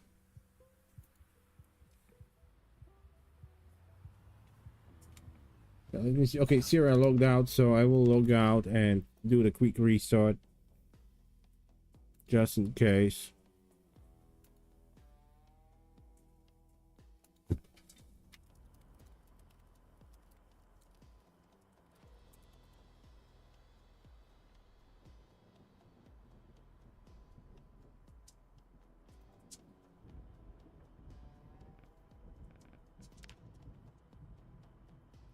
And sorry, Lenora, I didn't answer you while the story was playing. Tom Sterling today he's beaten up. We have a laceration and a broken leg.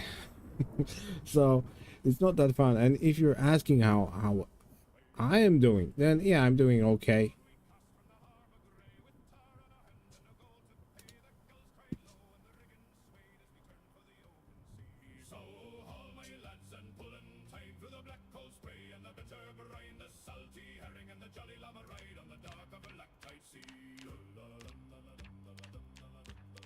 Yeah, ouch.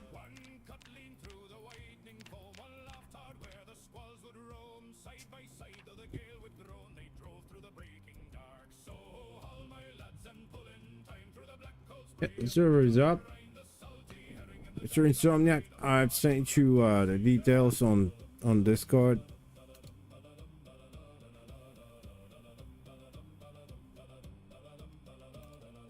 We have seen dead lights on the far reef gleam and heard low bells through the midnight scream. But a ship sails best with a ragged dream. Oh. A crew that fears no grave. So haul my lads and pull in tame for the black cold spray and the bitter brine, the salty herring and the jolly llama ride on the dark of Atlantic sea.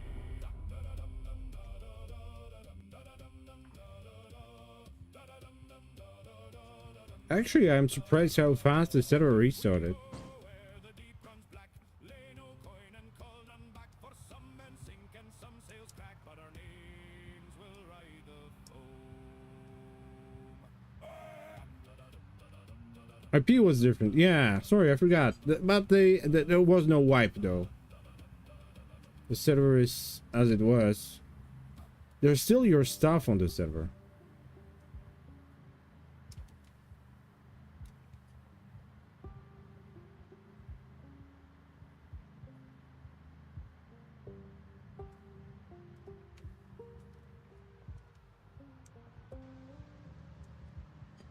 The power wagon is better for towing. I'm not getting hit in the back so often. And while I'm here,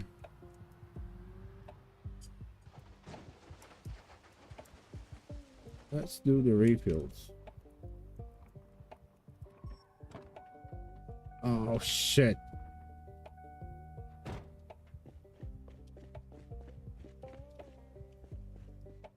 Turn on.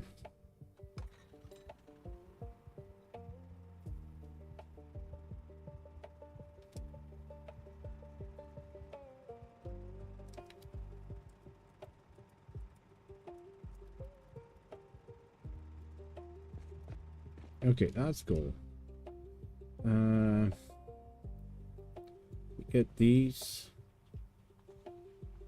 And I don't know where's the third one. Have I lost it? Or maybe it's in the it's one of the bags. Oh yeah, there it is.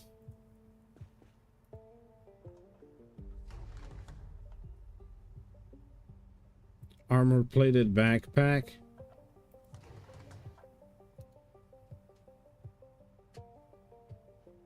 It is. Oh shit. Can't fight. I carried too much. I forgot to turn off the generator though. Oh well. It's not worth the risk. We can always refill it. Unless it drags attention of zombies. That would be bad.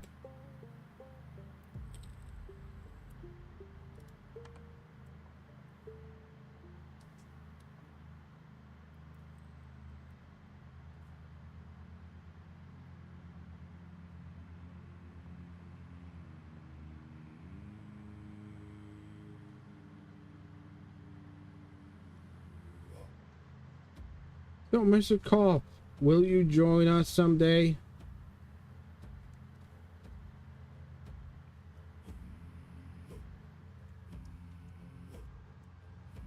We could have some fun together again. Aranu, you and I and Sierra and Mr. Insomniac.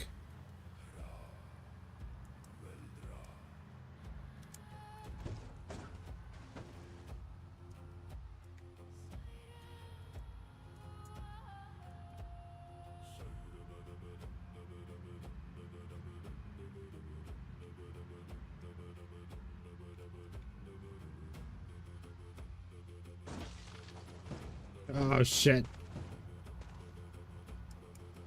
We lost the windshield. Sadly, thankfully it's in the tote track.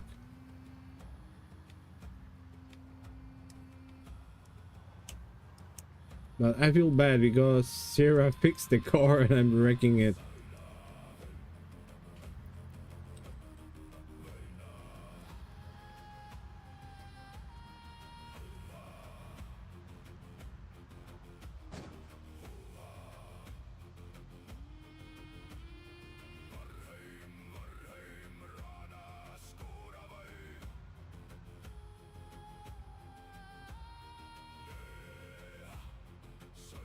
And Iranu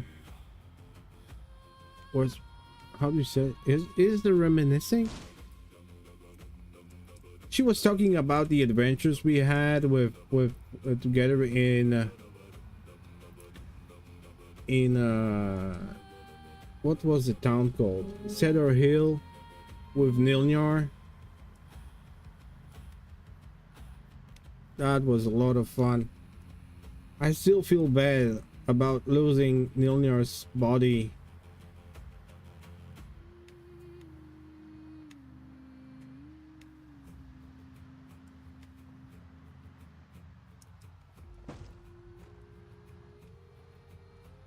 I believe I still have that save game somewhere. I made a backup of the server. Sadly, it won't be playable now in build 42.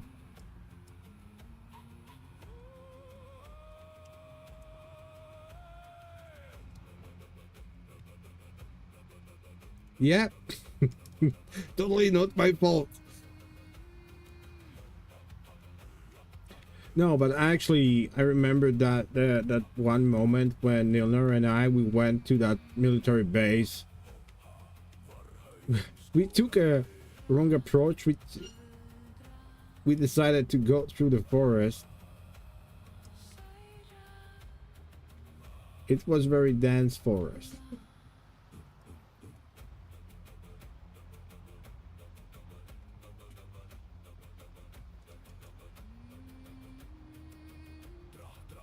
Maybe I should slow down. Now there. Oh, jeez. That's a very beautiful gate we have there, but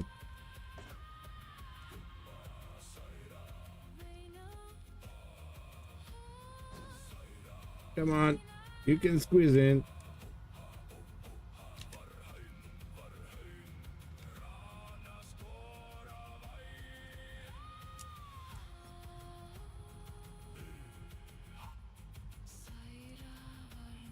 Come on.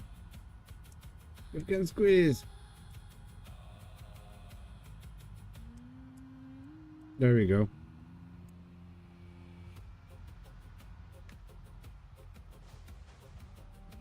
I just regret you didn't play with us around Lenora.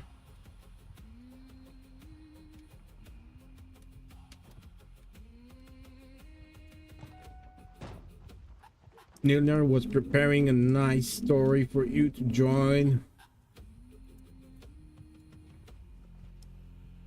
Yeah, actually I like his self-roleplay streams.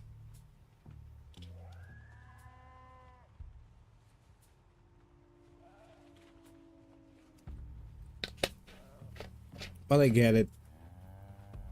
Project Zomboid is a very specific game.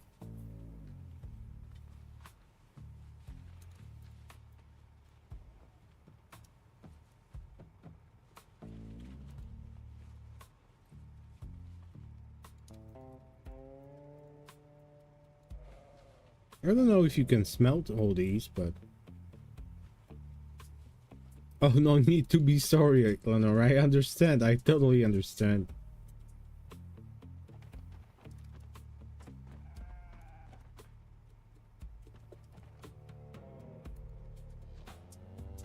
This game is... Well, it is what it is.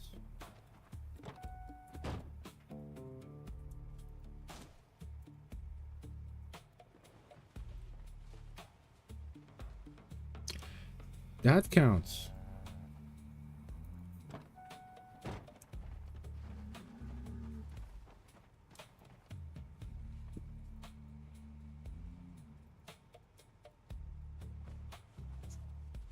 Okay, actually I need to drop these for now.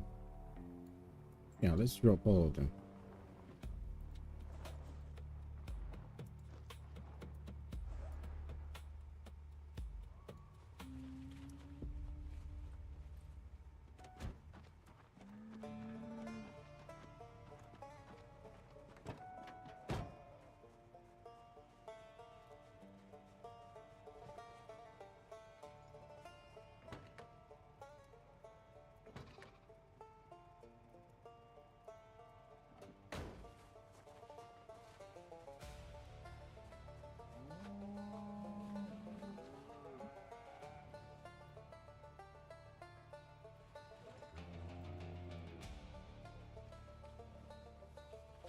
Oh, and I can drop these bats as well.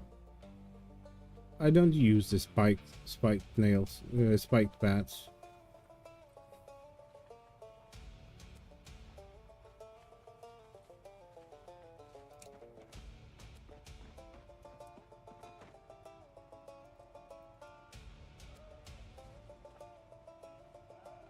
But yeah, as for the story that you heard not so long ago, I'm doing this as best as I can.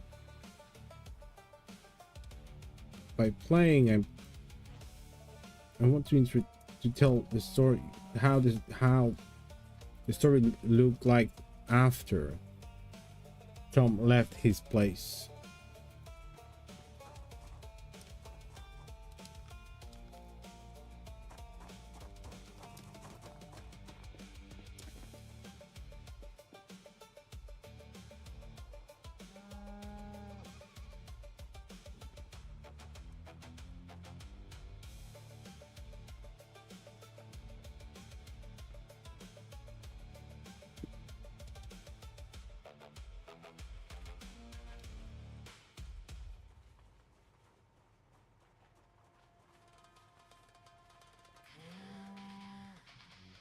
Maybe not in the character, but still.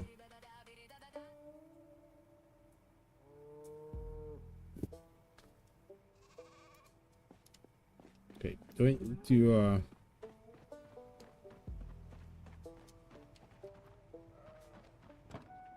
oh yeah, there's still a lot of things to pick up.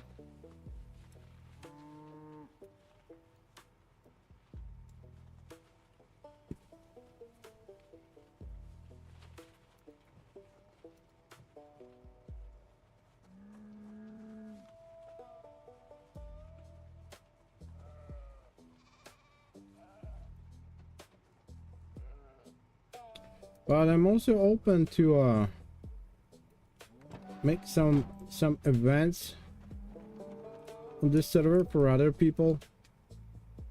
From obvious reasons, I won't take part in them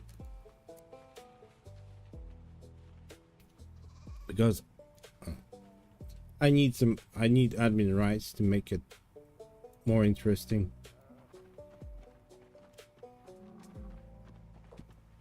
I might become NPC.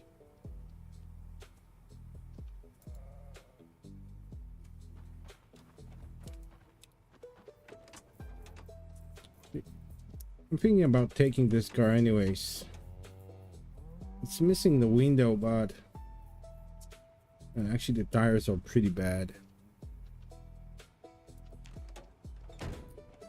I'll just drop this car. To Angus, still at the farm on the way to Muldrow.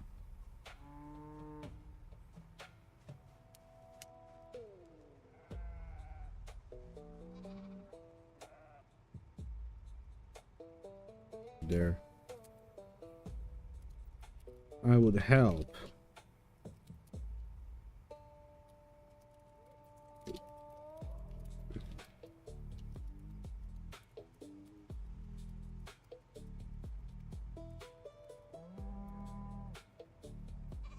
Yeah, I would help, but that broken leg it's really slowing me down.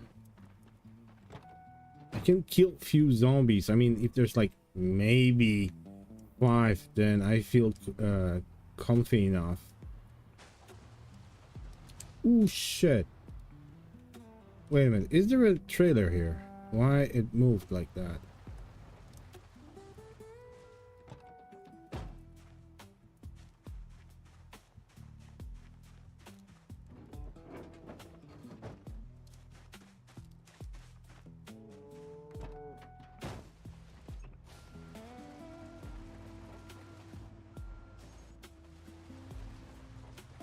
Yeah, I mean, even with a crossbow, it's difficult.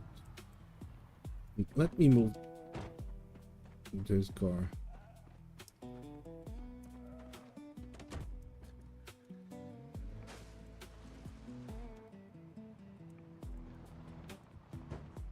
I'm sorry.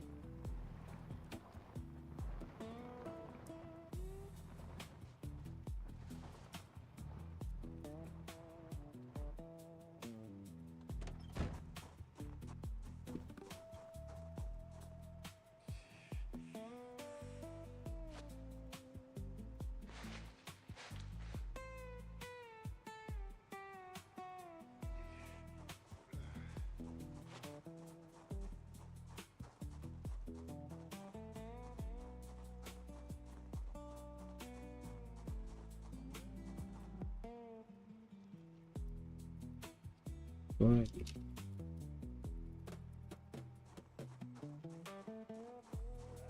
Okay, so we have a task. We're hunting for sponges. These things here.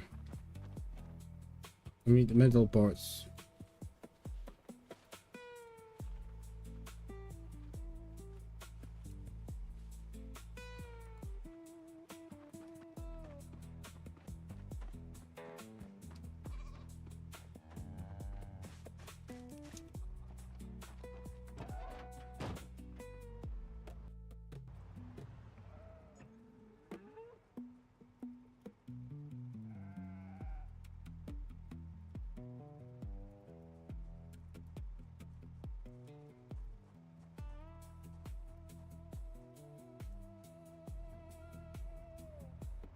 Now we're going north of Muldrow. We have everything refilled.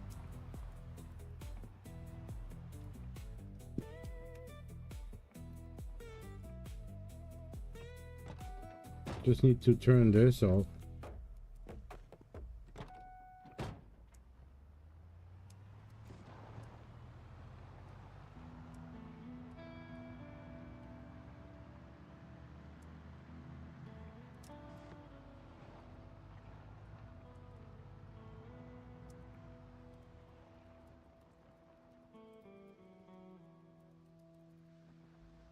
Careful for Zoids. Yeah, I'm not planning to be a hero. At least for now, I'm in the chicken mode. It's amazing how broken leg can slow you down.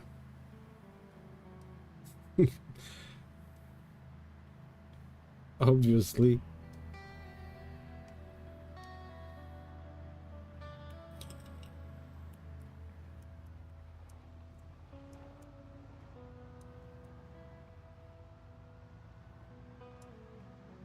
But it's cool. Project Zomboid is not one of these games where you drink a red potion and magically you're healed after a few seconds. Sure, it can be annoying, but a reward that you survived with a broken leg, with laceration or any kind of wound, that's fun.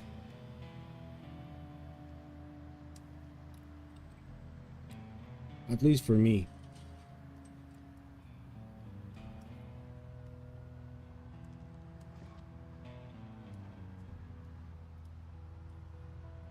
But actually remember, I dragged a lot of zombies north of Muldrow. Jesus! That could end really bad.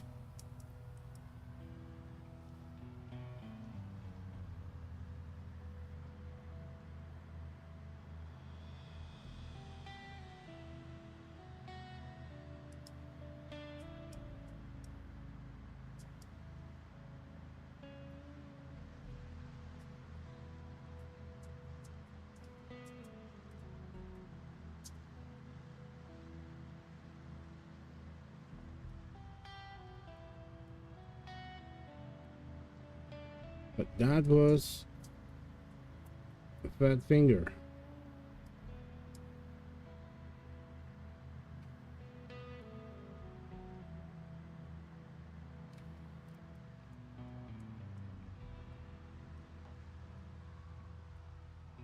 Also known as finger twitch.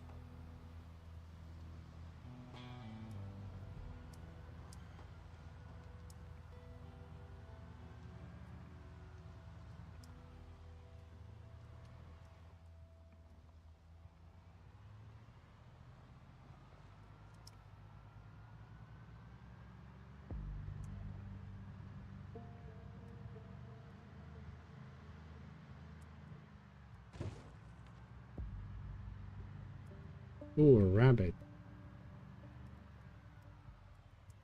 Here we go.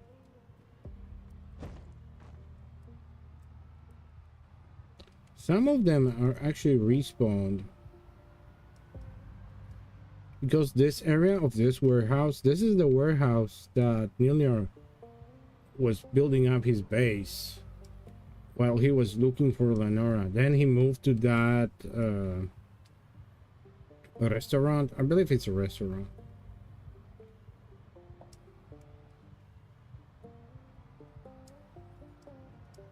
And actually there should be an ambulance close by.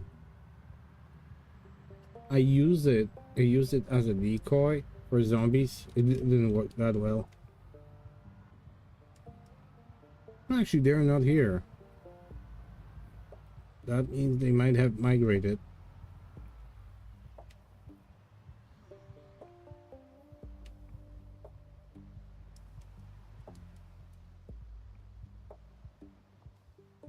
Okay, I'm not stopping for this car wreck.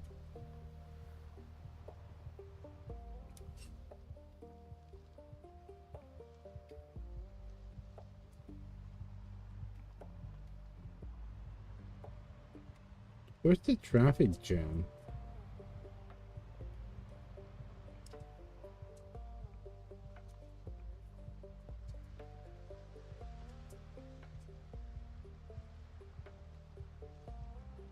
There should be a lot of cars here.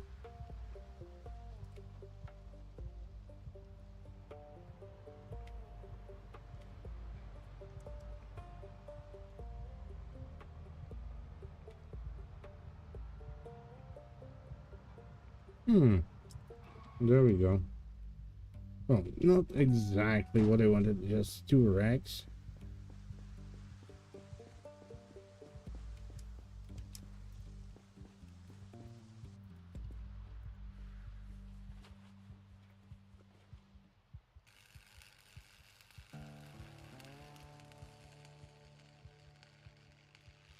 We should drop that.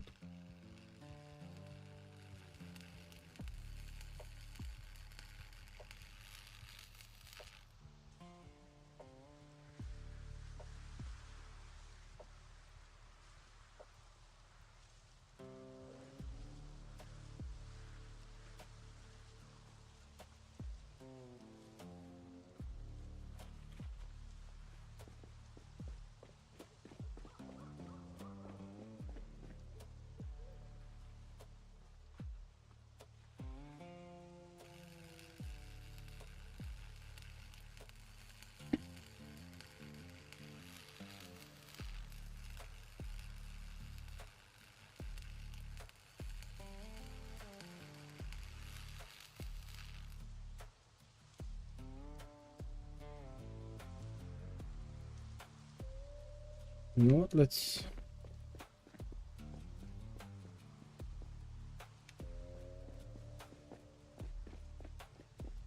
Oh, I forgot to drop the gas cans as well.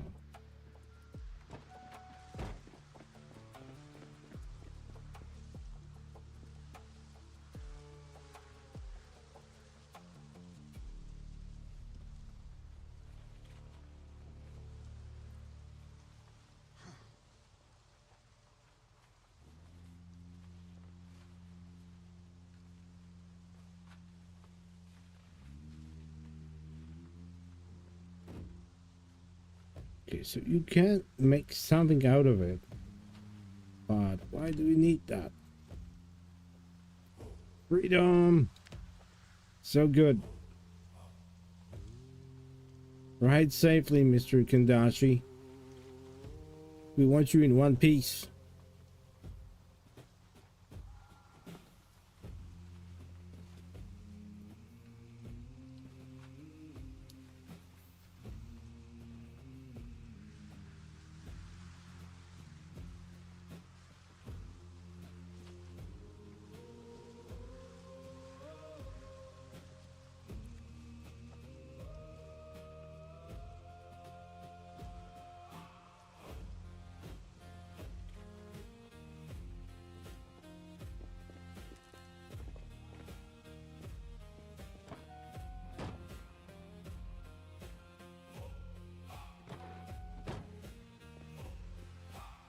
Racing against the storm.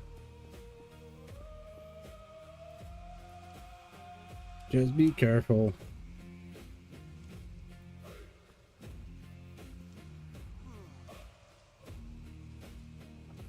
But I have to say, you have some pretty stormy weather.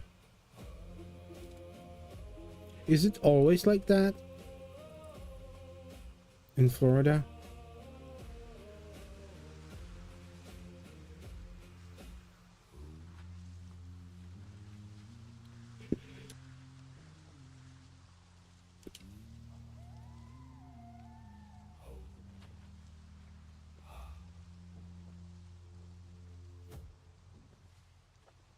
Oh, steel bars. We can make some crossbows out of that.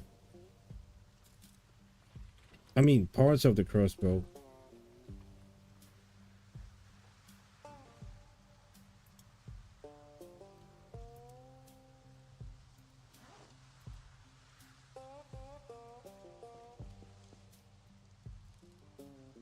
Wait a minute, I can't refill. How's that?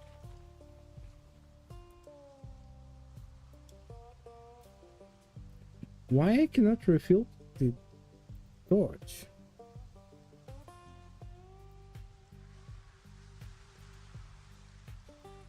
Okay, this is weird.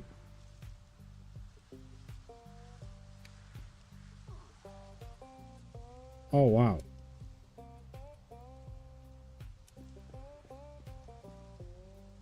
If I drop one,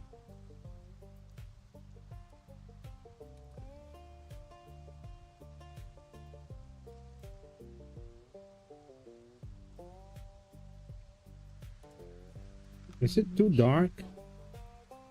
Oh, it's too dark. Okay.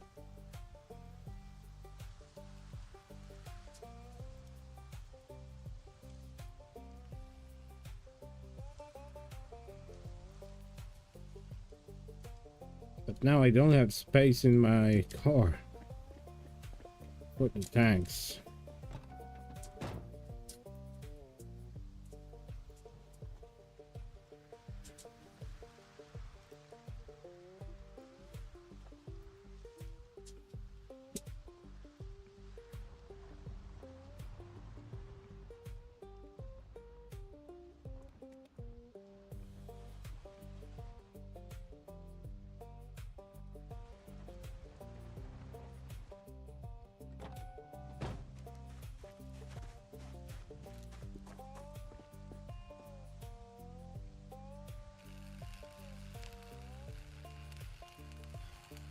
I believe at level 5 we can dismantle these cars.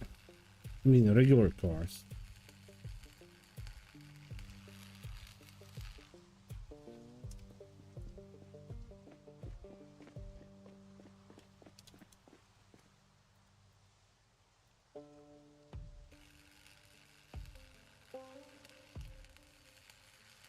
Yeah, that's still a long way. Afternoon thunderstorms are the norm. Please during the heat. Okay.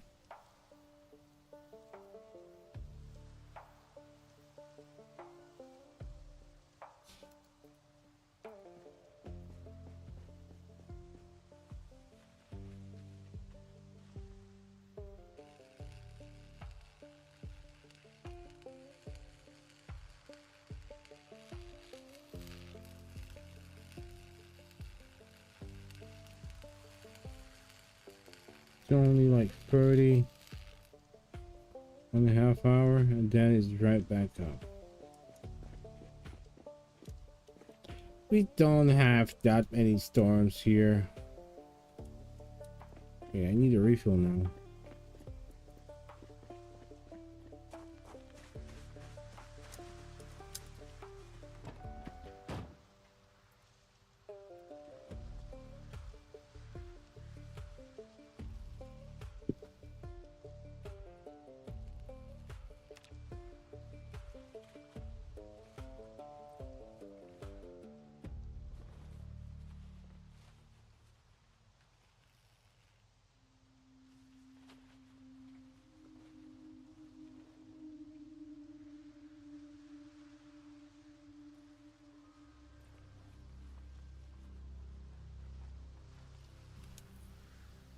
Okay, there we go.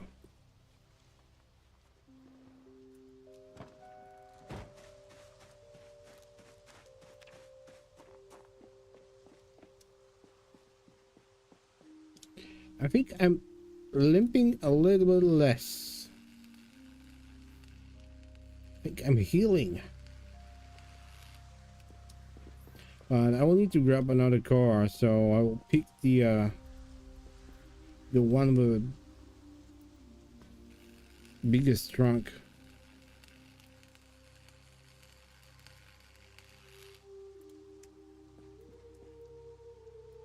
Though it might be hard to tow through that horde. Well, we'll see.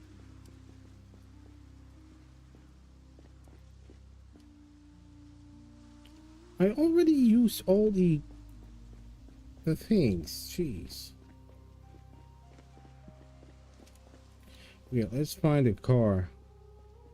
Probably one of these.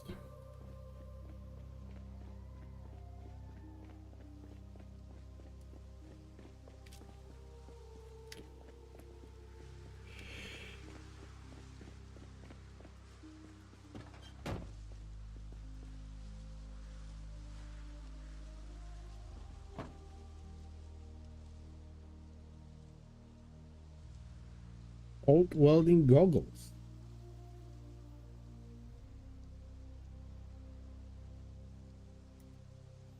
$160. So I bet not that many cars have that much.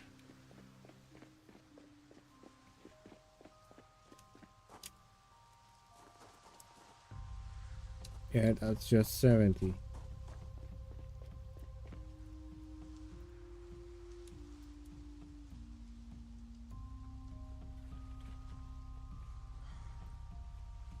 Yeah, it is functional.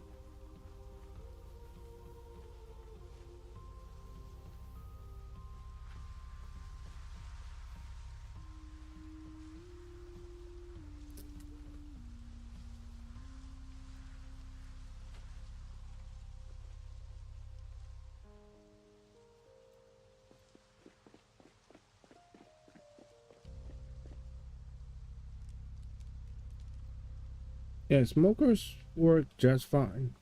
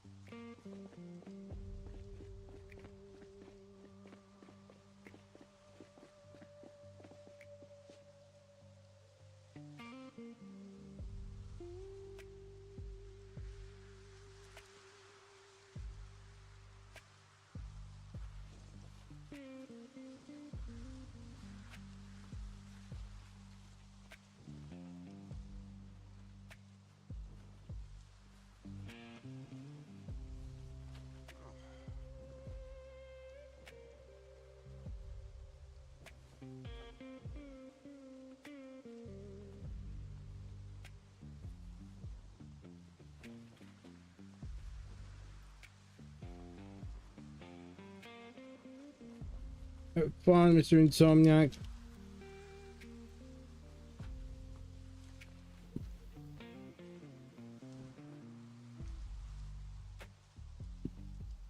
Okay, there we go.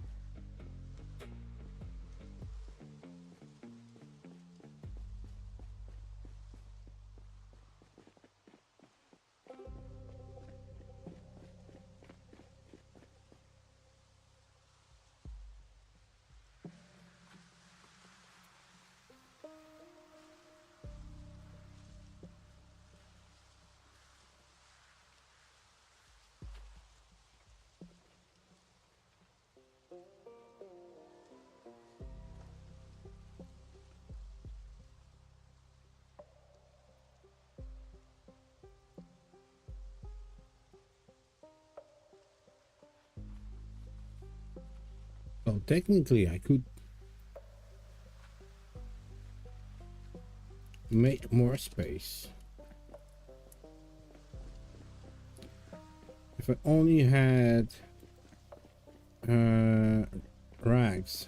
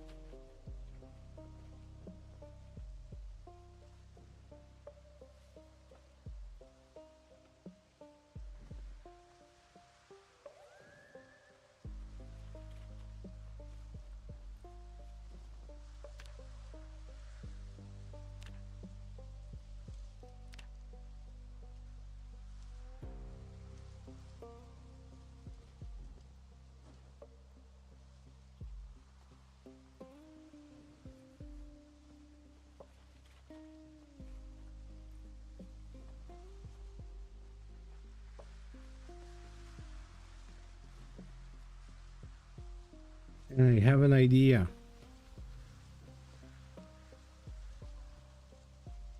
Got trade break. Yes.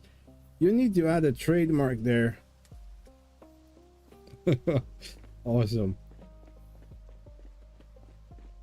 And that's where you need to put that on your merch. When you decide to have it.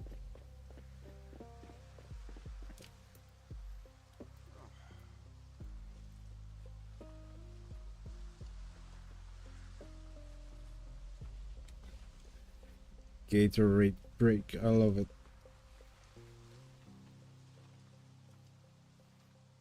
Oh, I'm thirsty. I could use a Gatorade now.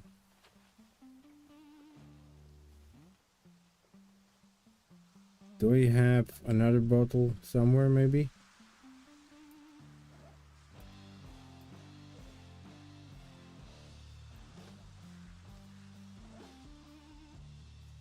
Nope. So we'll have to go back soon.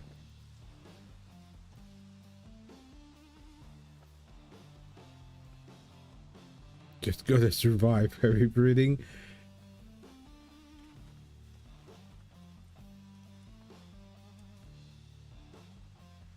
I need to drop the stuff first.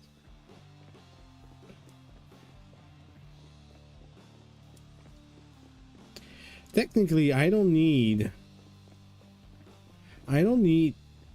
to tow this truck. I can use interiors.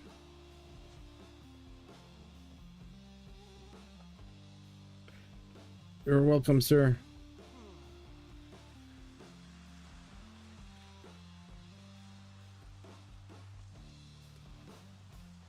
Yeah.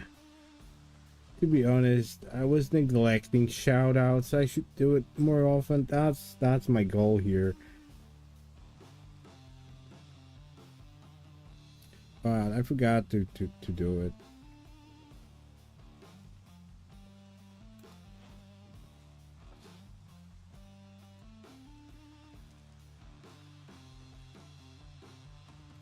And I got lazy.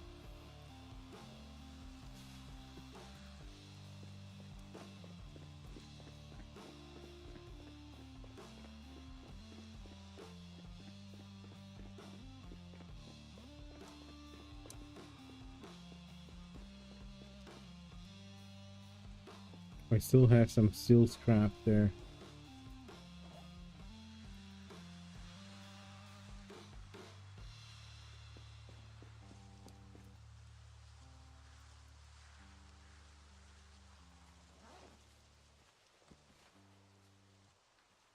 Hustling again, Storm is right behind you. Oh, detention!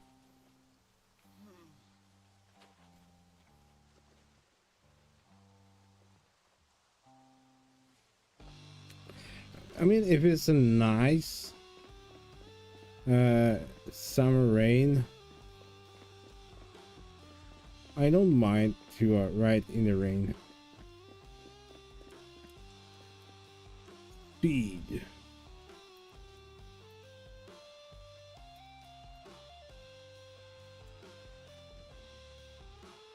No, when the lightnings are striking right next to you, that's not fun.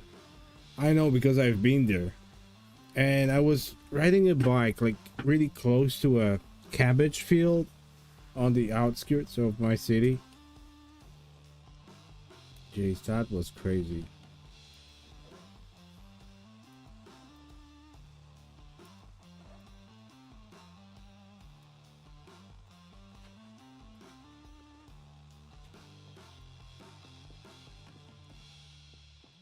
Here is summer here. Okay, let's do the refills.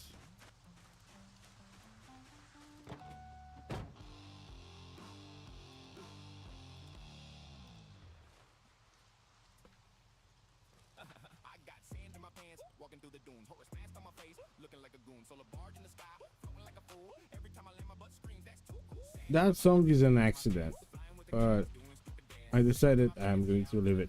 My underwear's full of ancient Egyptian grind. Anubis tried to curse me, now I'm doing the flop. Pyramids too spicy, think I need to stop. Gotta go and mask, but I can't find my socks. So mass DLC got me looking like I lost a box.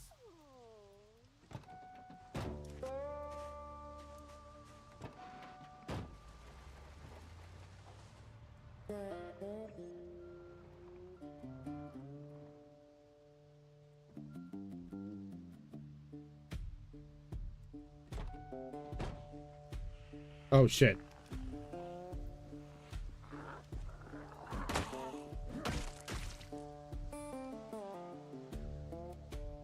Let's hope that was just a single zombie.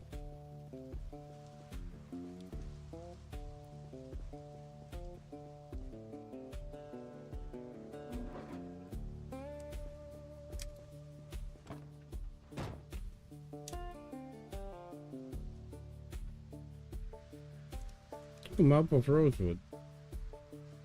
Ah, we have that already.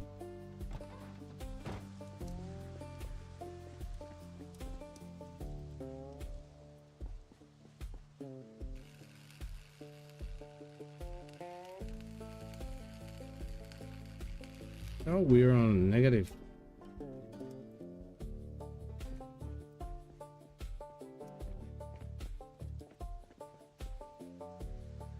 Oh, I know what I can do. This zombie is rags. I can use to bundle the pipes and metal sheets. I can only rip.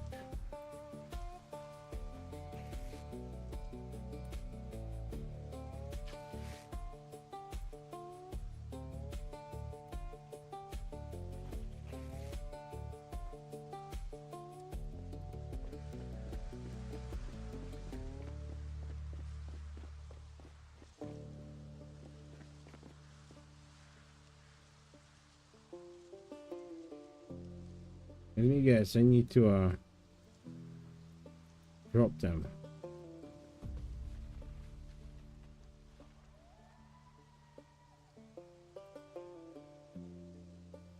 I cannot bundle those?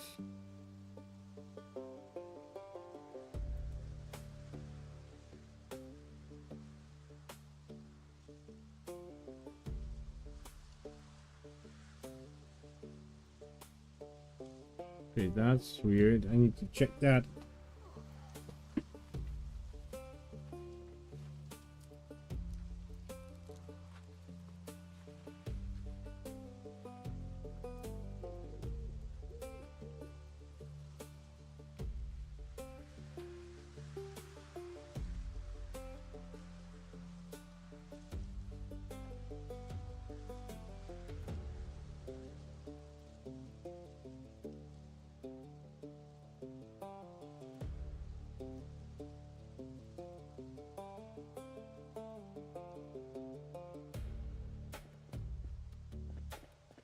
Yeah, let's do the one more refill.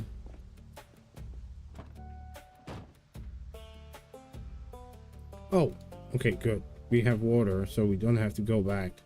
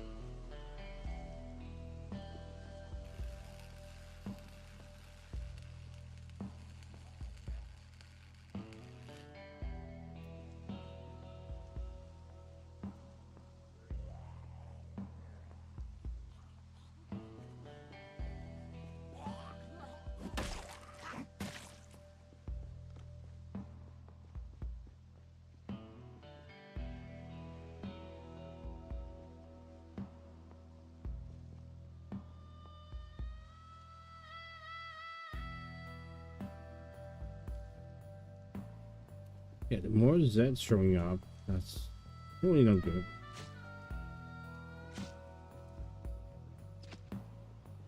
And I need another refill.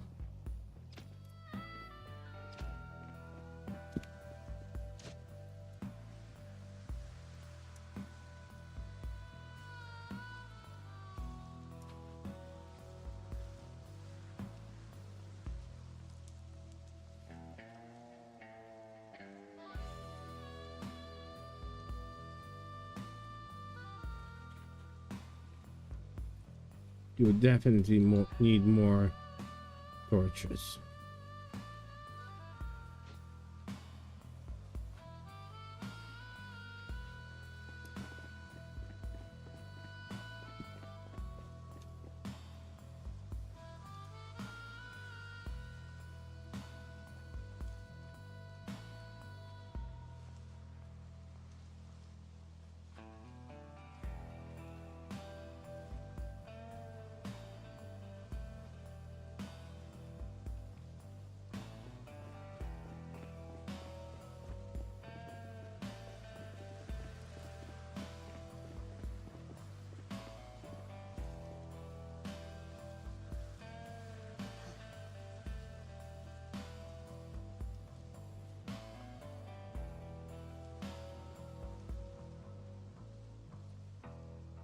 And we have a lot. I'm not sure what exactly will be useful though.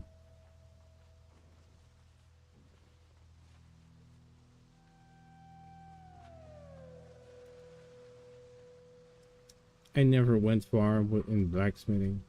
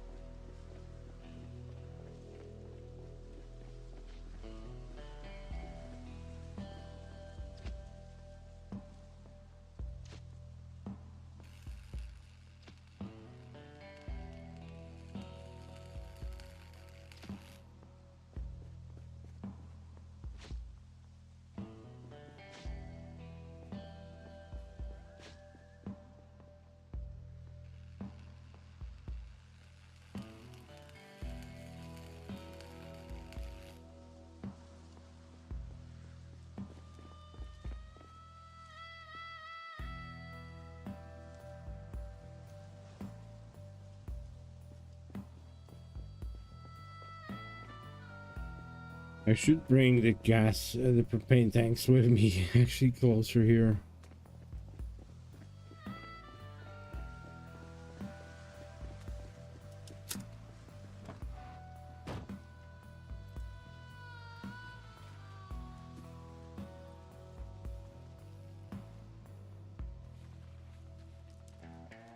Congratulations for beating the storm.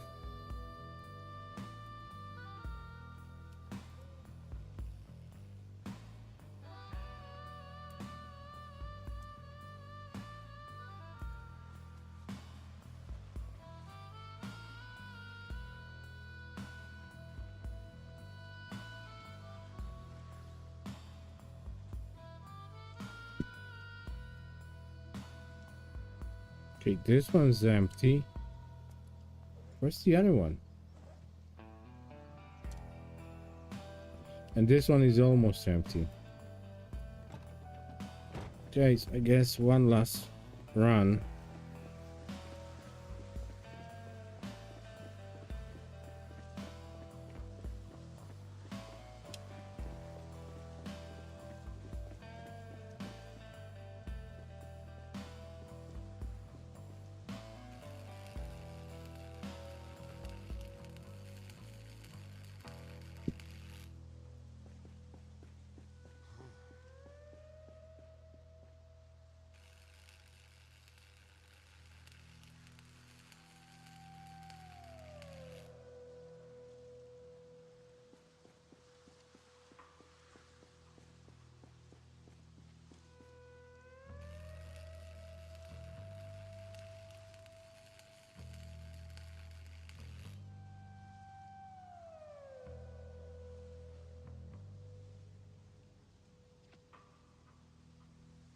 Yep, that's all.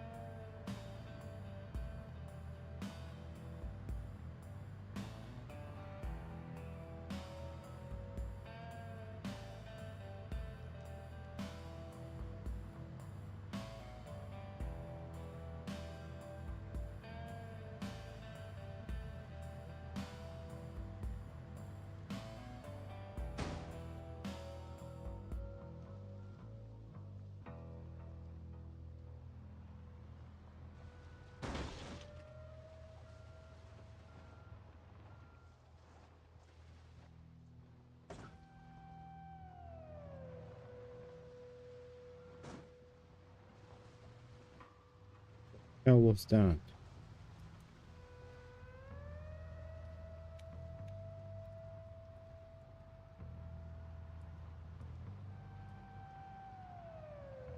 Yeah, and I'm losing a lot of health.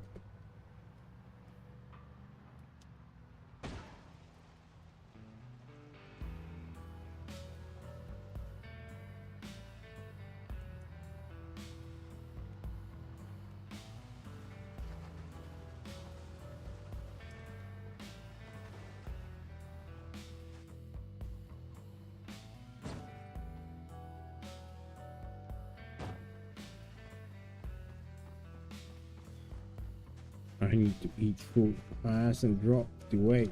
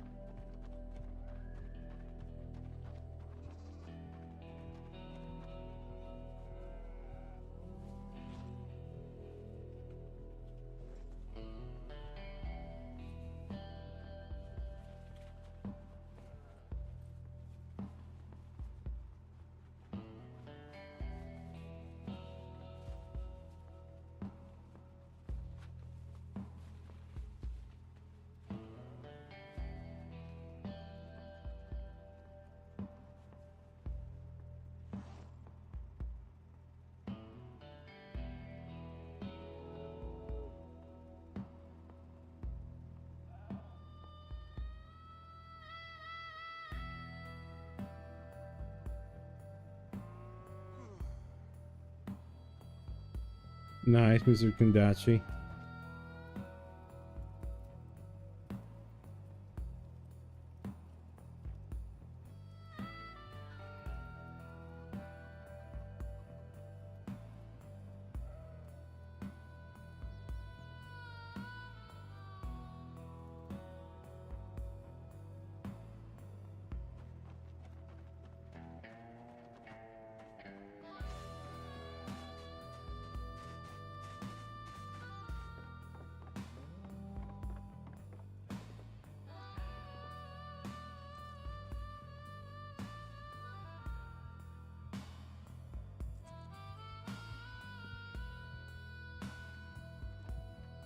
Quite right, Mr. Kandachi, but you made it before the storm, right?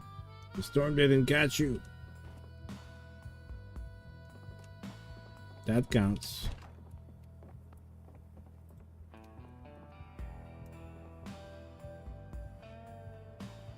Okay guys, I have to go, so thank you all for watching and see you in the next one. Bye bye.